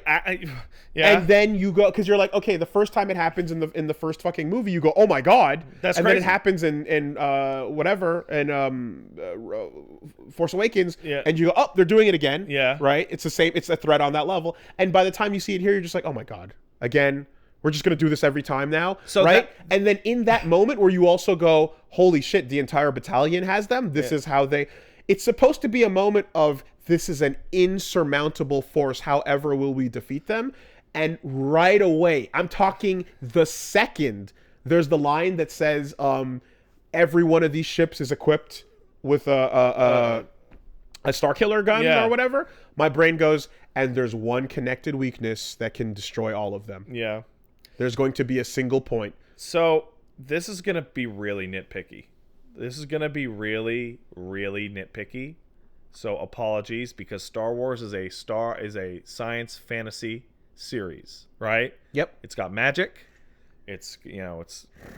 But when those ships come out of the water and they say the fleet, and the fleet of Star Destroyers, which are multiple kilometer long ships, reaches all the way to the horizon, all I could think of is fucking come on. Like, okay. And they were like, and they were all, there must be, in that last scene outside of the camera's view, there must be 1 million people or more in those ships. And they were all being built under the ocean of this unreachable planet. So you're hoping for a reveal like, of a KOTOR star factory? No. That allows replication of these ships or that something? They'd say the fleet and there'd be like 10 ships. Dude, honestly, I'm like in that moment where you're like, oh, like I'm so, in that moment where, remember, the movie was fucking booking it, right? It was blitzing the pacing at you. Can't get to new scenes fast enough. It shot that shit at you so fast that it's like, okay, you know what? Whatever. He was planning in the skirts all the time, and he was in the unzone. And in the unzone, right, the limits of the galaxy, he was going to other places and getting people. Wooly. He was gathering people not from the known galaxy, but from the who knows? Wooly. Mystery, secret Sith mystery. No, because it's a problem. Because the first, they establish the First Order is one order of the former Imperial Legion that stuck around. The real diehards, right? Yeah. Their recruitment is no longer clones. It's not even recruits. It's stolen orphans. That's how they recruit new stormtroopers. Correct. This means, and they have, old Imperial shit, so they got Starkiller Base, which, by the way, the fucking game, Fallen Order, establishes that was being worked on for decades prior to the original series. What, the Starkiller Base. Oh, okay. One of the levels in that game is Starkiller Base. Yeah. But before it works. Sure. But it's like, okay, this is the resources that the First Order has, right? The Emperor on this shadow planet. We've been pulling people in and using Jedi mind tricks to make everyone forget about the lost people. The fucking secret planet has had millions of people working. We made everyone forget about all those people. The Empire at its height in the original trilogy had to haul ass for years to make half of one Death Star. I'm so able to put the numbers logistics out of my brain because of whatever hand wave explanation I would be able to do that under any circumstance other than every every light in the sky is our enemy. Here's what I'm trying to say. It is so. Let me phrase it a different way. The ship stretched to the horizon. Let me phrase it a different way. Those problems are dumb in an off-camera way. Yeah, and there are so many on-camera problems. Right. Yeah, you're right. Let's get back to it. Okay. Force lightning, a single person's use of the Force, no matter how ridiculous, becoming so strong as to affect planet-wide change. Now, wait, hold on. Hold on.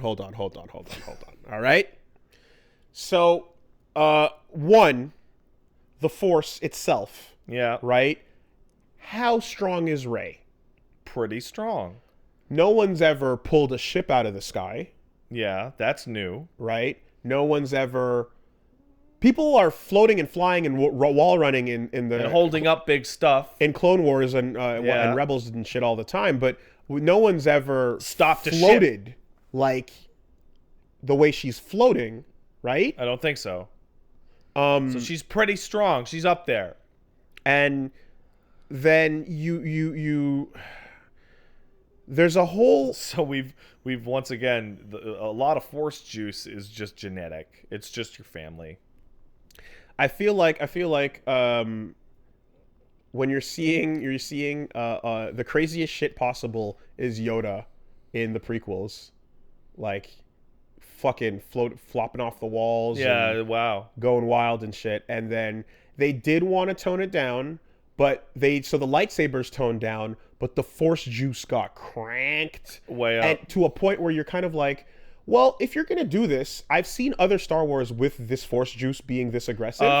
Mace Windu versus the robots in Clone Wars is the one. So then you just kind of wonder, why not do this all the time? Why aren't we lightsaber fighting? Why aren't you always like this, right? What is that? Because, and it's like, well, to some degree, thinking too hard about the Force, right, is also pointless because they're supposed to just be... it's supposed to be about the characters and their ideologies being represented through physical magic, right? Yeah, except it's also... family, it's also genetic, and it's also it's also a plot it's hole. Bestowed, and it's also like what causes you to accidentally zap the thing and blow up Chewie, who you can then not detect his presence, even though you can detect his presence in space. In one scene later, you're like, Chewie, no.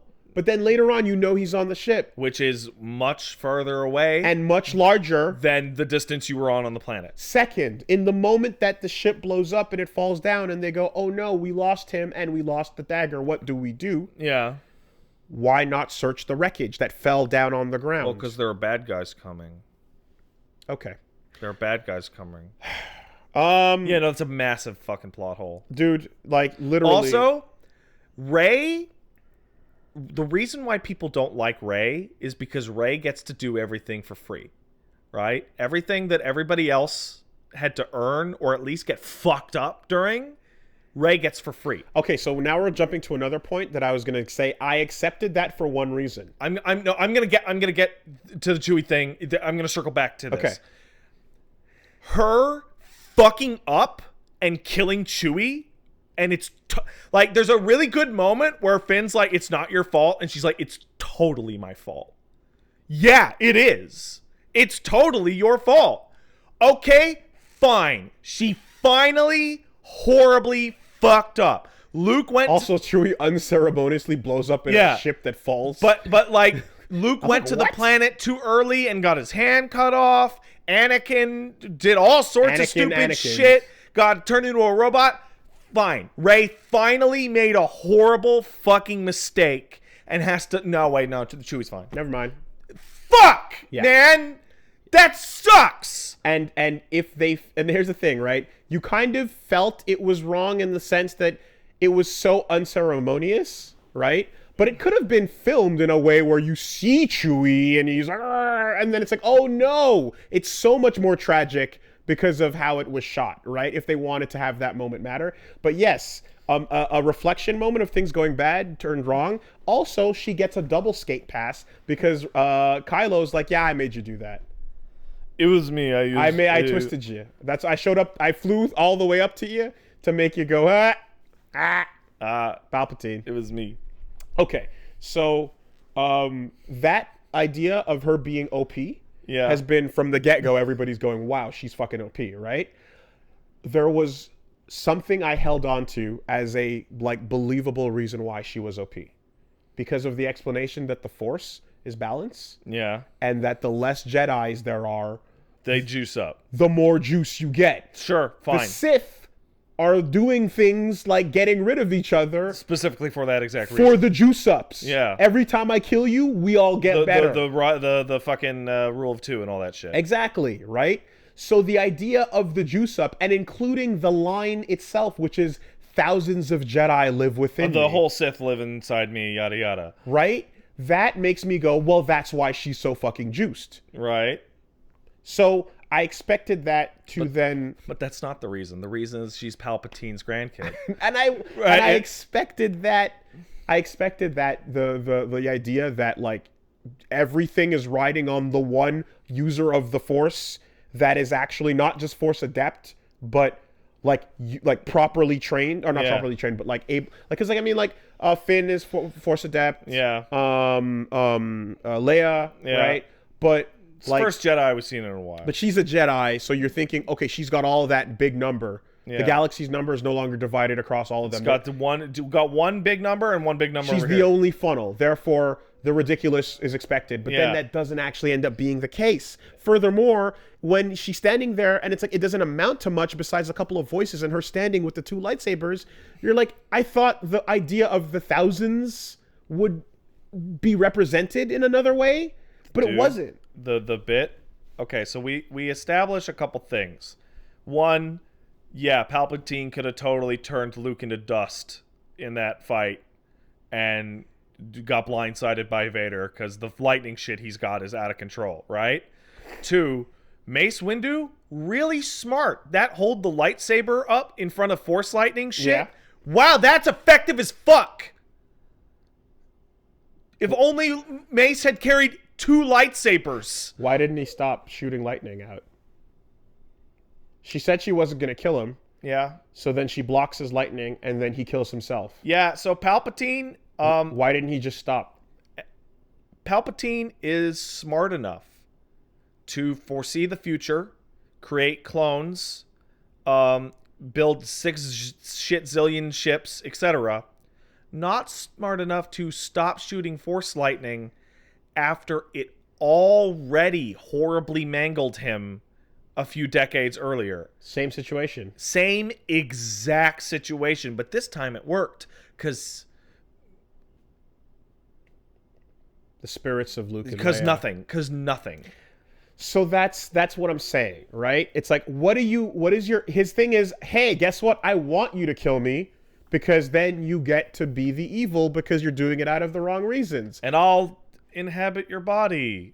Or something. And then it's like, okay, well, the solution can't be to not kill him, or can it? Yeah. I don't know. Where are you going with this?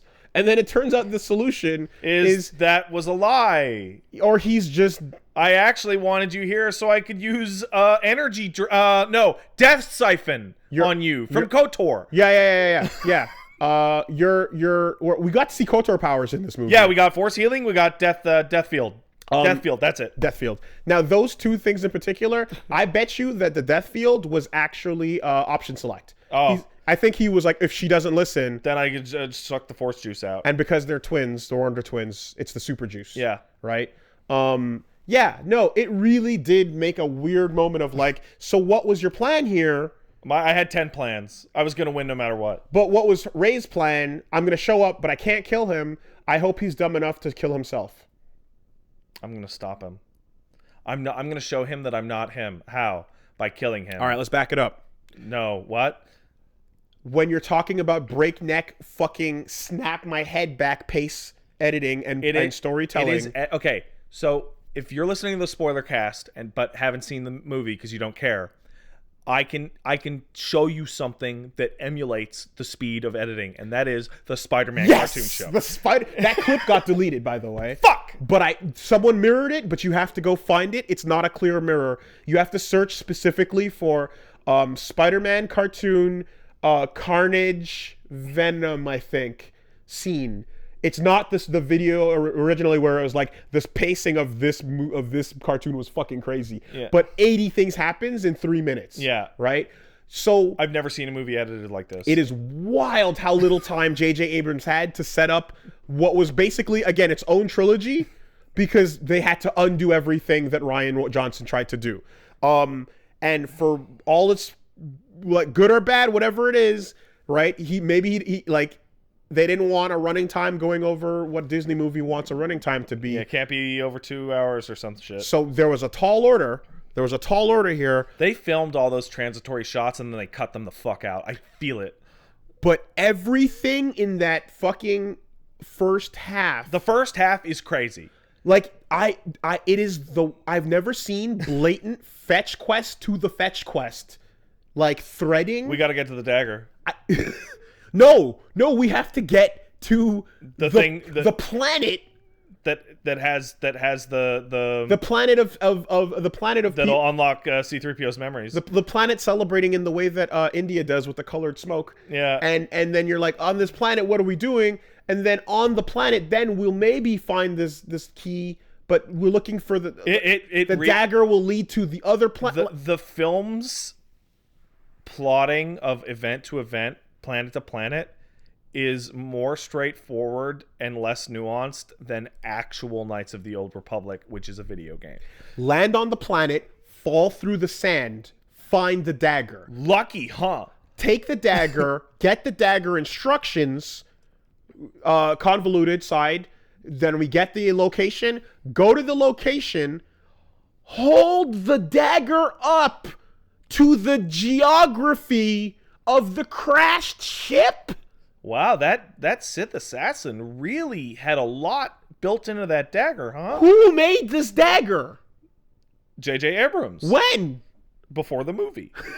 Like, what Sith talker, what person speaking Sith in the fall of the Star, the fucking Death Star? He's just a Sith fanboy, man. And happened to stand on the X Yeah. of the cliffside from that angle in particular. The dagger. Yeah, well, hey, he uses the Force. An explanation that has become less convincing every time they do it, to the point where the movie even made fun of it back in Force Awakens. Remember when Finn goes, "Oh, we don't got a plan, but we'll use the Force," and Han Solo goes, "That's not how the Force works." Yeah, it is. According to the later movies. Yeah. Literally, just Force will figure it out for you. Shut up. It's all destined, man. Like, and then turning the dagger into this, and the locator, he pulls out, you pull it, like, it's so fucking contrived. That dagger, everything about that dagger is the worst. Is the absolute worst. And it's the entire first half of the movie. It's everything they have to do. Yeah. So fetch to the fetch to the fetch. Okay. Yeah. Then you get the God, what was her name? Zori Bliss. Right? Helmet girl. Oh, the one that people thought was going to be Mara Jade? Helmet girl. Yeah. And you're like, Helmet girl, okay, you're cool. What's up? Your new Boba Fett rules, right? We're going to try for the third time to bring in a masked unknown character who's going to like give you the Boba Fett mystery and hope that it takes off, right? Phasma kind of set up, didn't really go places, no worries. Here's another one. Okay, so Zori is established as, God damn it, fuck you, and you're like, all right. And because next one scene over, because we don't have the second movie, one scene over. Can we make out? Nah, but here's the most valuable item I could possibly ever own in my life that I've spent God knows how long acquiring. It's like a magic coin that gets me onto not just a First Order ship, a Final Order ship. It's like 10 minutes later. It's like what? From fuck you die to here's everything? I like the funny look that he gives her at the end. Yeah, that was really good. Where he goes, and she's like, no. And you're like, all right. You got it. That's funny. But her character showing up and having no time to get. And then she's there at the end. She's like, I finally showed up. And I'm like, who are you again? Yeah. like they everything that is not her introduction and her handing him the coin has been removed. And that's all she can possibly do. You know? So oh man, I just saw a thought from the chat that we'll get into later. Okay, at so the end, which is she exists to make Poe look less gay. Which we'll get into that later. There's not much to get into. Yeah. It's pretty straightforward. People are like, oh, Poe's got a big bromance going on with Finn. Is anything going on there? And Disney goes, no! And then Boyega and the actor go, yeah, we want to fuck butts, but Disney Rose was like, nah. And he's like, yo, I'm wearing your jacket, bro. And then Rose was like, yo, let's make out. And he's like, no way, friend. And then it's like, hey, Poe, you're general, right? Yeah, you want to be my co-general, bro? Yeah. But no, cut that part out. Try hug. I have never seen a movie so effortlessly create a hardcore, super intense gay romance and then go, nah, man. This is what causes fan fiction. This is what causes fan fiction to happen. You see, the thing about it, though, is that there's always plausible deniability because it's never, ever hard confirmed setup. I think it's all in your brain, man. I think it's super pathetic that there were articles getting written that it was, hey, Rise of Skywalker is going to have the first gay kiss in Star Wars. And it's they cut in the ending montage to two chicks kissing, and then they cut away. And I'm like, that's going to get cut out of international releases. You mean the one where the kiss is happening in the center frame where you can edit in a big CG China? No, you just cut the bit because they cut to it and then cut away. Oh, I was thinking of a big CG alien holding a Chinese flag. So, yeah, okay. So you do that, but then when you have a big CG blocking, then when you have the actors in the movie on the fucking tour trying to promote it, going, yeah, we kept trying to make it so that our characters could fuck butts because we have this really intense bromance going on, and Disney kept going, no, don't, you can't change the running time, man. Keep the running time the same. It's just fucking put in pathetic. A big old just drool coming out of its mouth and weird googly eyes. It's never been more obvious goes, that this kind of shit is pandering because you accidentally created one that wouldn't have been pandering to anybody, and everybody would have gone great. And you said, no, not that one. You got shook. We want the one we can cut out. Got shook. It's fucked up. Hey, Ray, I got something to tell you. What? Nothing. It wasn't going to be that I love you, which Boyega just went on Twitter today and was like, he was not going to tell Ray he loved her. Also, what he was going to do is simply say something like that to make sure you think that it's not about Finpo. No Finpo, because I said that line. And I did the head. So we have these small gestures just to go, hey guys. No. There's a fucking. Yeah. I mean, RLM. Yeah. Be mad, but there's a joke that Mike makes that Uhura in Star Trek exists to show that Spock and Kirk have the not gays, and it's happening again. It's like there are moments being added to make the two characters that are obviously gay for each other less gay. Like, come on. Honestly, at the end of the day, it could have just been like they could have just not had those lines. They could have just not went anywhere and just left it as is, right? But like the moment where you do have that like extremely editable kiss, it's fucking is it's so like but you want to say this, and JJ probably fought. Yeah, probably. For that. Probably everyone in the production fought. And that was the best they were going to get from a bunch of people that wanted to make sure that their like, international money didn't get fucked with. Maybe. Anyway. Wooly, if they had kissed, if Finn and Poe had kissed, that would set up a gay black Jedi in the future.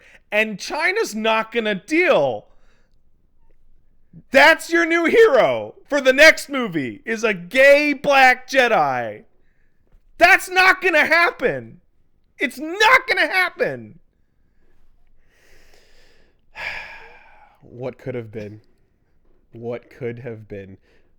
You're saying that the character that was edited out of one of the posters would have had a confrontational moment that could not be removed that could not be cut around. I feel bad for Daisy Ridley because this part isn't her fault, but like Boyega kills it and is just so charming, and all I can think about the whole movie is like, fuck, I wish Finn was the main character. Look, they end on a tri-hug, and they end in, and things are done in such a way where all they want is implication. They don't want to follow through on threads because everything needs to have its plausible deniability. Everything needs to be enough open-ended so that you don't have to worry about it, right? With the exception of Rose, who she tried and she got fucking booted. But hey, people are saying it's the Jar Jar treatment, but I disagree because like she showed up and actually had lines and did things. Jar Jar's, she's not responsible for the death of billions like Jar Jar is. Like you actually see her running on in the final battle and whatever, you know? Anyway.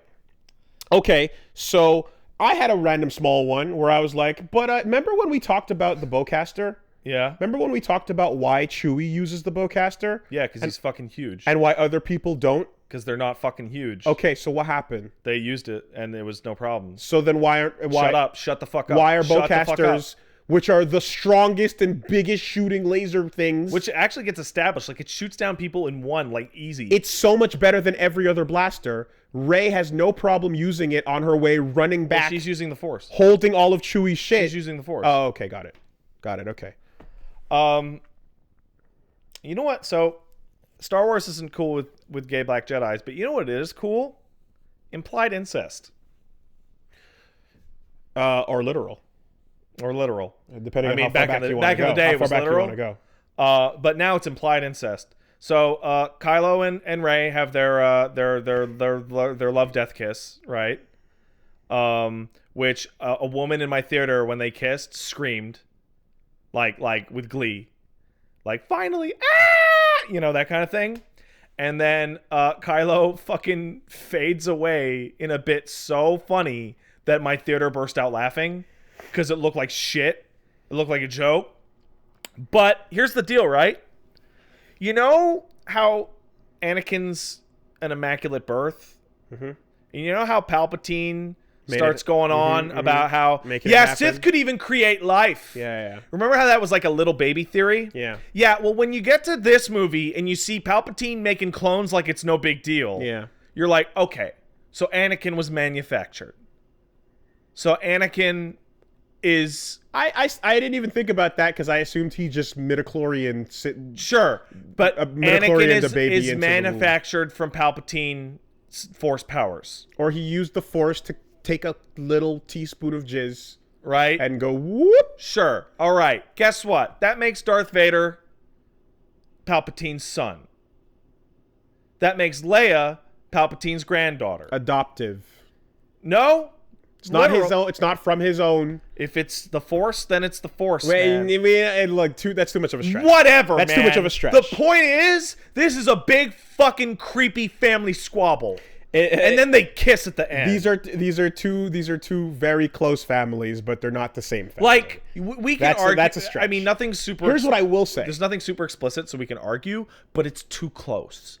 It's way too close. I don't know. I don't follow that at all. But what I will say about this is, remember how we were just talking about how ambiguous everything is? Yeah. The one thing that should have been ambiguous was actually chosen to be a full-on fucking tonguey makeout sesh. When I'm like, that moment where they're like that, I'm like, because of the connection they shared, that should have been the forehead touch, right?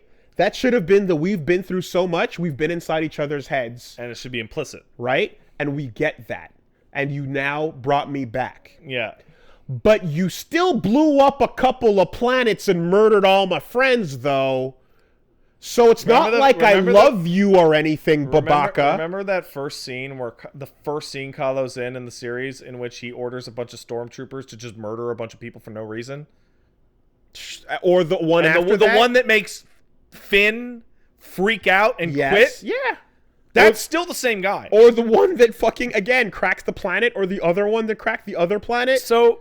And you go like, okay, no, I know he's having his little doubts and all that stuff. And that would have been the perfect moment. Because we're talking about fucking Sasuke just now, right? I was talking about Kylo. Yeah, we were, so, and you're just like, that would have been where you do the, like the fucking end of Pacific Rim hug. Yeah. You know what I mean? It's one of those like, okay, look, it doesn't always have to be that. I was literally looking for the head. Just don't kiss him. That's not where we're at with this. No. And then they go, what am I thinking of? Where the two heads slide together and then the tongues just... Oh, I don't know, but I know the... Clone High, right? Fucking I've seen something else do JFK and Cleopatra leaning forward, going, and their tongues go, So you're like, fuck off. Everything else is ambiguous when it doesn't need to be. Except for that part. And the worst thing that you should have made ambiguous, you go in fucking heavy detail. You know what would have been better? Fuck it. I'm just start changing shit in the plot. Palpatine comes back. Guess what? That sucks right away. Immediately. Right away. Immediately. You know what? And then you turn and Palpatine's like just hooked up to a fucking thing and he looks exactly the same. That sucks. You know what would have made that even 1% better? And it's really stupid. Yeah. It's dumber than anything in the movie, and I genuinely think it would have improved it. If the cloak fell off during the scuffle, and it's like he's just a head with like one arm. Like, you remember the RoboCop remake? RoboCop scene. Remember the RoboCop remake? Scene, yeah. Where they pull him apart, and horror. And he's two lungs, yeah, one arm and a head? Yeah. Palpatine's fucked, right? And it's all bullshit, and he's like, really, and like... Well, I mean, the whole, literally, how did he survive, shut up, there's no time, is one of the fucking, like... He died harder than anyone ever. There's blue fucking energy just shoots out of the explosion, you know, before everything blows up, by the way. Yeah. But it's like, nah, shut up, there's no time. Okay, fine.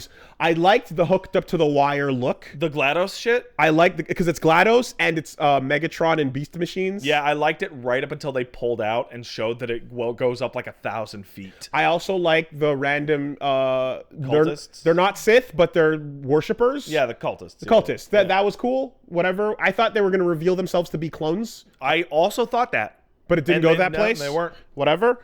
Man, that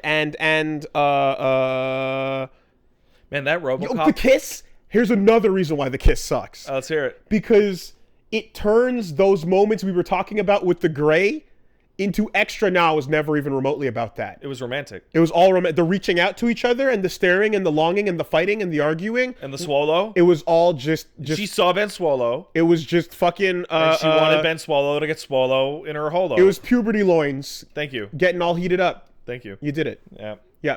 It was puberty loins. Crotch fruit. Yeah. That's all they wanted. And that's why Jedi are not supposed to love. You know? And you're just like, you fucking what? Hey, would it have been interesting to find out when Palpatine decided he was going to get him some ass? And how he went about that? You mean the character that can create life at will?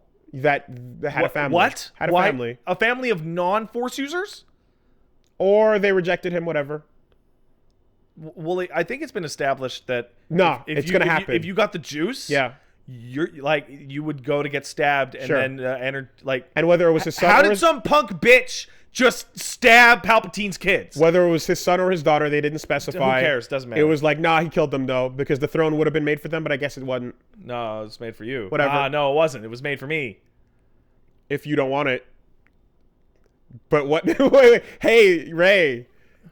Do you think maybe the throne, if you want it... JK, though. Unless.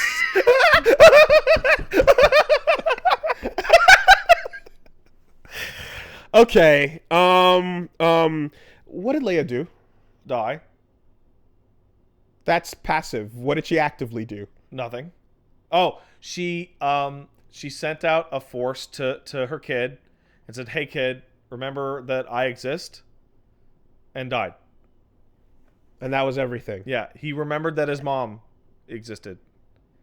And to the people who were like, "Nah, man, she conjured Han Solo," that is so explicitly not how that works. So and he shows up after Leia dies. So if she were to actually die out in space, yeah, in the movie before this one, yeah, what would have changed? Nothing.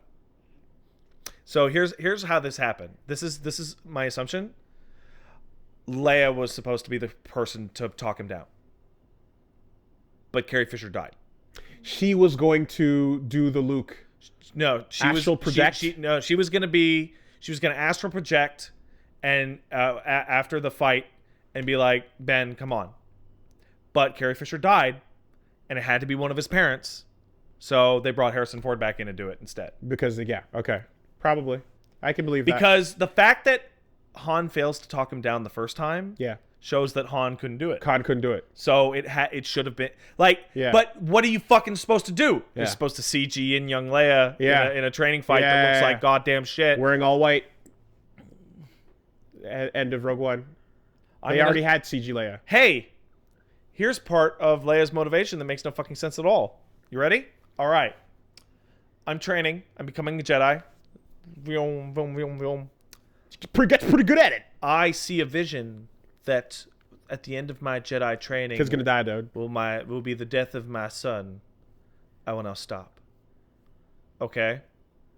Who does she tell that to? Luke? Right. You mean the guy who had a vision that told him to kill her son after the end of her Jedi training? Doesn't make any fucking sense. They could have just talked once. He could have just said it. She had the vision of the thing that he was gonna already fucking thinking the thing to do. It's so fucking stupid. But he already had the thing. Oh no. Oh no. That's fucking stupid, isn't it? Good catch. Right? Good catch, dude. And also, it's like here's the thing. Characters have visions in Star Wars all the time, right? I think it has universally failed for everyone, but they all tried to do something.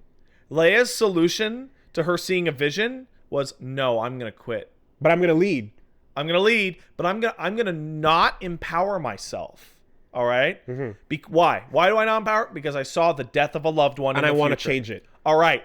Rey, you're seeing visions of yourself becoming the Emperor. What should you do to deal with it? Continue training up and being a Jedi. No, actually, it's the total opposite solution. No, but then she goes to the island and says, "Fuck this." Yeah, and then Luke says, "No, don't fuck this." Yeah, it's the total opposite solution by outside influence. Yeah.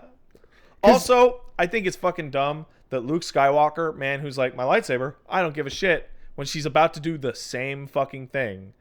He had a change of heart. And that's the most interesting part of the movie, because Luke's lines right there are fucking spitting poison at Rian Johnson. Because Luke straight up goes, I was wrong in the last movie. I was completely wrong.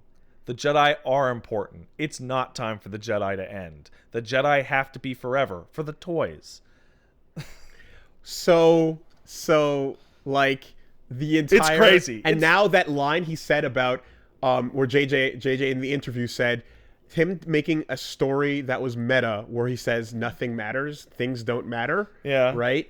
Is ballsy. Yeah. But necessary to do what we did, which is just Control Z, all of it. And here's the thing. It's wild. I don't hate the idea of saying fuck the Jedi. I don't. I thought it's the best part of, like, I don't hate that at all. We were just talking mad shit about Last Jedi because that movie sucks, but that idea is fine. I've never in a That's totally fine. In the entire trilogy and then prequel trilogy, I never once would have thought that the mainline movies would even think about the idea of the Jedi not being up their own asses. Wooly, I've brought this up twice before, and I'm sorry to bring it up again, but it's so appropriate. In KOTOR 2, you talk to a guy who describes the war that happened in KOTOR 1, and he describes it as the Jedi Civil War. And you go, no, it wasn't. It was between the Sith and the Jedi. Yeah. And he goes, what? Whatever. I don't care. No one cares. The crazy religious assholes. They're all just crazy religious people with powers and laser swords. Who the fuck? What does it fucking matter? Yeah. Right? Yeah. Like, that is a great thing in Star Wars, because it's like, to normal people, that's everybody. Everything that happens in this shit is so stupid and philosophical and dumb. Yeah. And the idea that the main movies would go, yeah, you know what? Yeah. This dogmatic opposition of hyper good and hyper evil might not be the best thing. Yeah. Great, fine. But then they cowered out. Yo, that guy just pulled out a lightsaber and chopped a baby's head off with it. Are you a Sith? No, I'm a Dark Jedi. What? What? What? But isn't that no? No, it's not. No? Okay.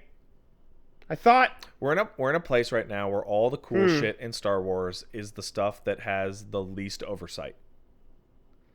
The game, the other game, The Mandalorian, Clone Wars. I hear The Mandalorian's still going strong. I'm looking forward to continuing to watch it. The farther you can get it away from like a producer's eyes, the better it is. So the thing where it's like, oh, look, it's the single point satellite. Fuck the falling through the sand, by the way. Yeah, that's terrible. End of story. How lucky. End of story, stupid, right? Usually, I'd give it a pass. Everyone dies, and that's how we had to go forward. Yeah. Yon had to bite the floor. Absolutely. What fortuitousness that I brought that exact example up earlier. I held on to it. Oh, yeah, you were like, oh, wow, that's actually totally the same thing. Had to bite the floor so you'd fall through and find your way forward into the plot. Whatever. Of course... Oh, man, you're making me really hate this movie. I'm liking it. Of course, there's a single point at which all of these planet crackers are going to fucking be tethered to one weakness because they can't navigate themselves. Yeah, so... Even though everyone else was able to navigate there after they got led by one person. I want to drill down on this, and it's a bigger problem than Star Wars. And that is, if you make your threat too big, the threat stops being scary. That's my question to you now. My question to you is... So, as established, the moment you see a planet blow up by one of these Star Destroyers, you go, that's just impossibly... like the magnitude of how threatening this is means you can't fix it. Therefore, this is going to be bullshit. Yeah, so let's... When's the last time you can think of a threat that was on that scale where it was so unbelievably busted that you're just like, this is not going to be real? I can't even think of one off the top of my head. It's because this is the craziest I've ever seen. You know what? Let's tone it down. You played RE5. Complete global saturation. Wesker's not going to blow up a town or a country. He's going to destroy the entire world. The instant he says he's going to turn the entire world into a goo farm, you're like, well, okay, well, now stakes are gone because we're going to shoot him and he's going to die. If you make your threat too big... Spider-Man 2. Spider-Man 2? Doc Ock. Yeah, Mary Jane will die. And some of the New York Harbor... Okay, I'm threatened. That could happen. But no. This bomb will destroy everything. This bomb will destroy... It didn't have to. The universe. It didn't have to. But yet, we had to go there. Right? So, like... and I didn't even want to, like... you don't have to you don't have to go anywhere into MCU for this. Yeah. But it's almost like... The thought is almost like getting that gauntlet on is actually that level. Where you're like, no, he can't actually get it. Yeah. Because if he does... Oh, fuck! Now imagine if in Avengers, it wasn't, I'll snap my finger and half of all life will be destroyed. It's, the universe will end. Once that becomes established, you're like, well, it literally can't happen or else there'd be no more movie. Yeah. Right? His motivation happened to be he wanted to half it. Right? But, like, let's take Star Wars as a good example of Star Wars. In the first movie, the threat is established that even though there's a galactic empire, blowing up planets is infeasible. So, you make a thing that blows up a planet in a galaxy. Galaxies are big, guys. They're really big. They've trillions of stars, right? Yep. But blowing up a planet, that's crazy. That's a game changer. You can fuck people up. That'd be a problem for the future. It's conceivable that they would fail to blow up the thing because the story doesn't end if the Death Star sticks around, right? Empire doesn't have something like that. Death Star comes back in the third one. You're like, that's a little tired, but okay, fine.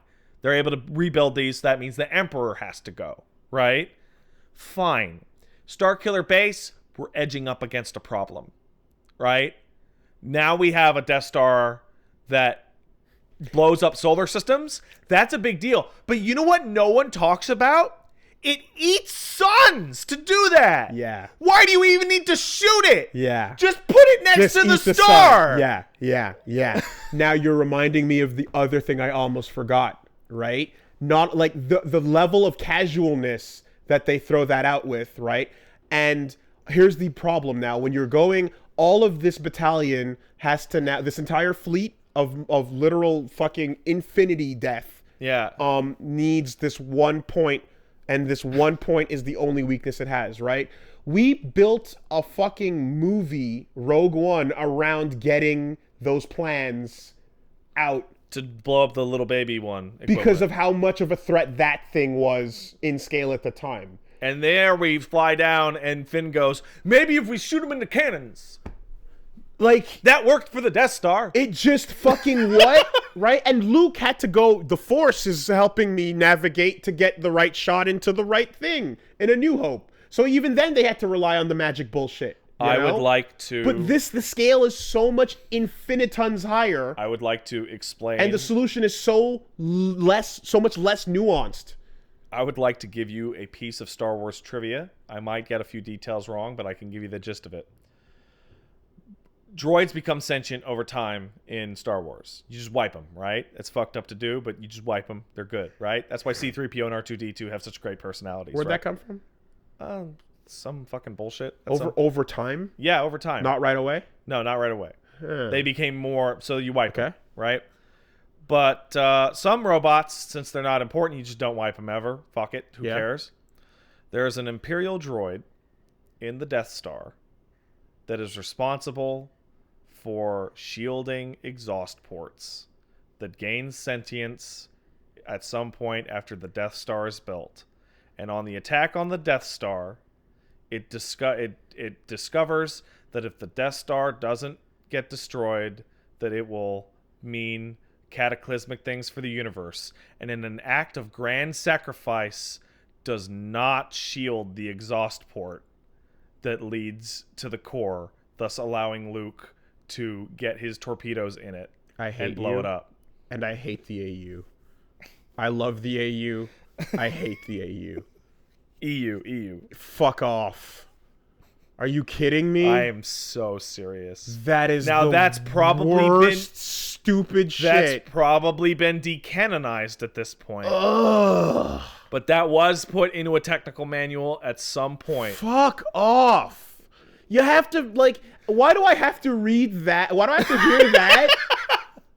Right? Like, on one hand, and on the other hand, someone posts a comic of that one clone that almost became Darth Vader's friend. And how fucked up that is. And how cool that comic was. Yeah. What a good read. Yeah. Right? There's a comic of just like, yo, this one clone trooper who hung out with Darth Vader a lot accidentally got left behind and had a whole life and then ended up almost being Darth Vader's friend and then had a disagreement. And there's a whole story of like, yeah, that's interesting shit.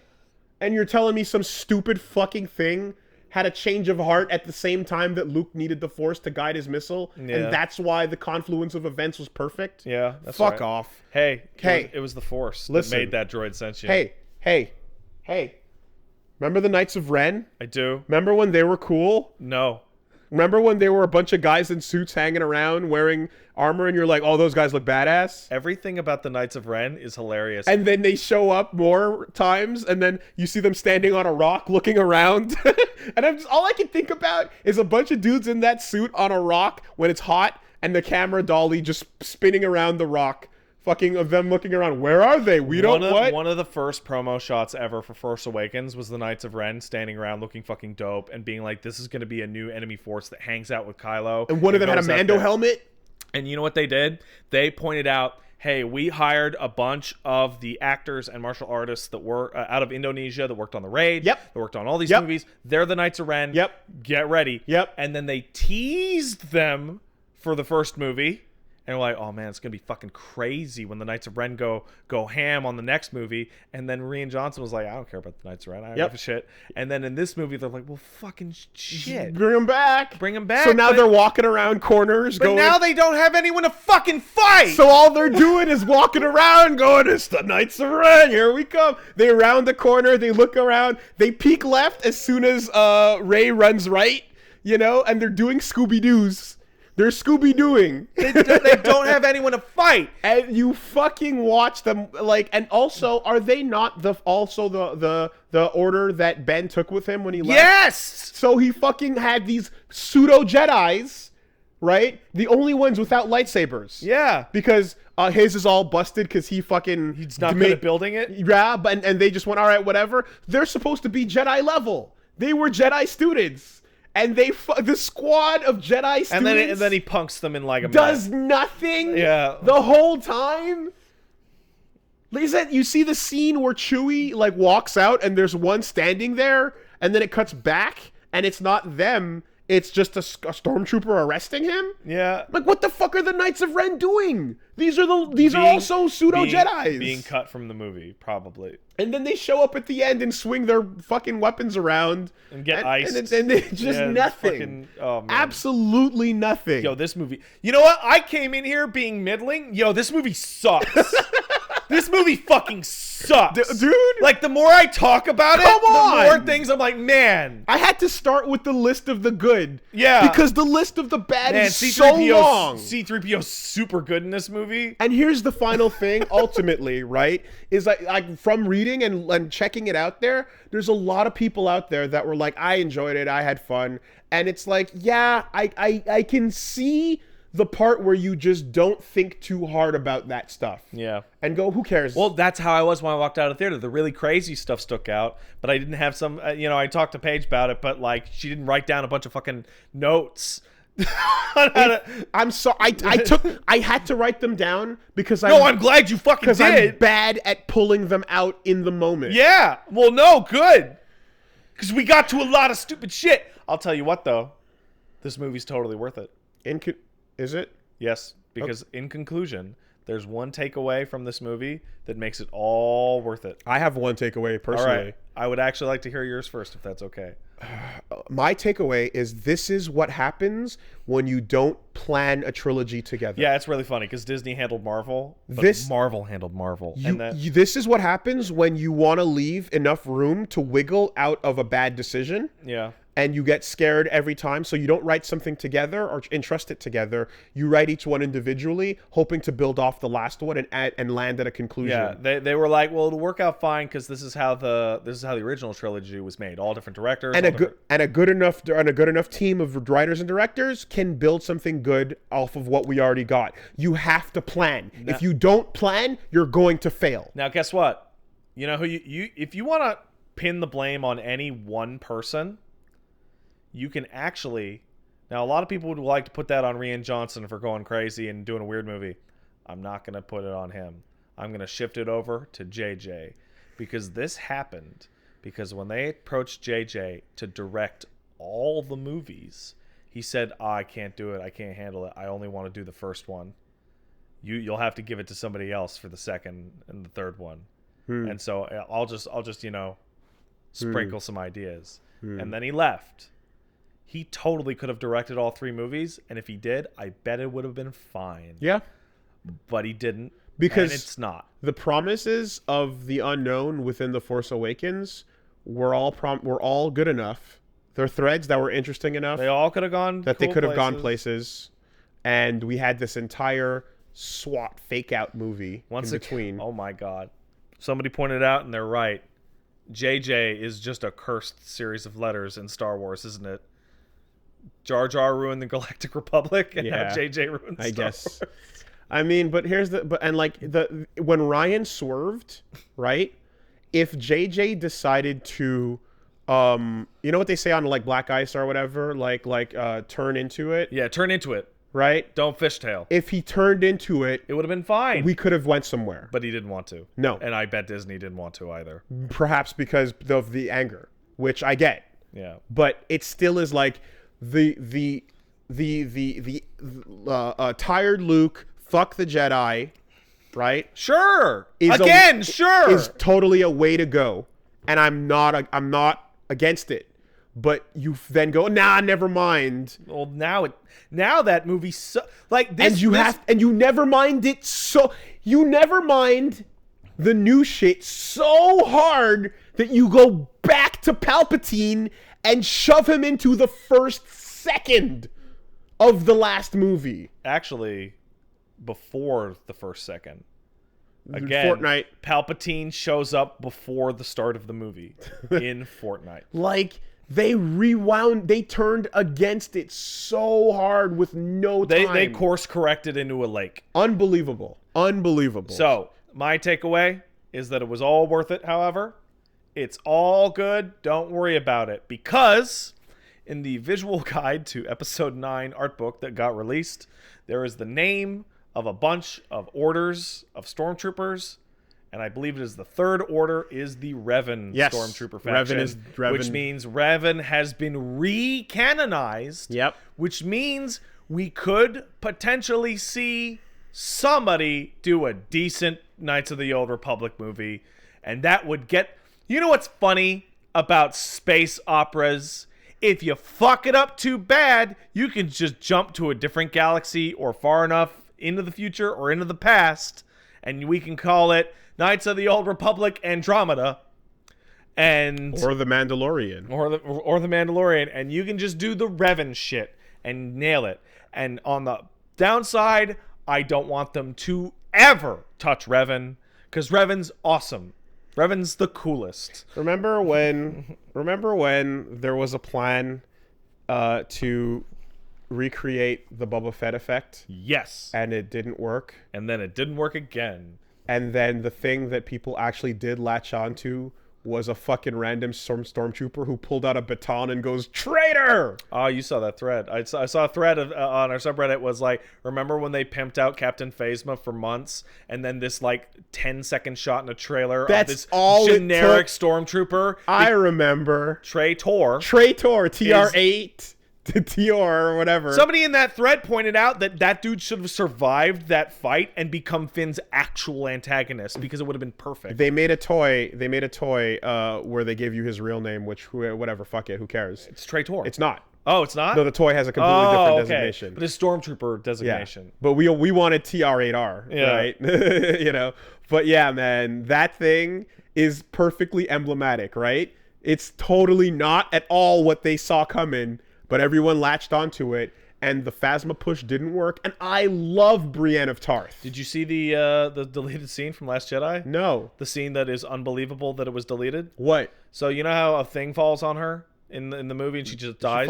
She falls in a pit. Yeah, she falls in a pit and it's lame. You see her eye for a second and she falls in a pit. Right, and it's the lamest shit ever. Sure. So in the original cut of the movie, she did not fall in a pit.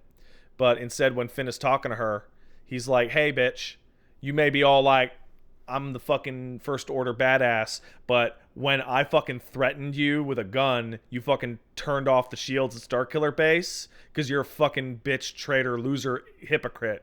Wait, doesn't he talk shit to her? Yeah, he does. In the movie? Yeah. Yeah. And then she goes, "Well, who would believe that?"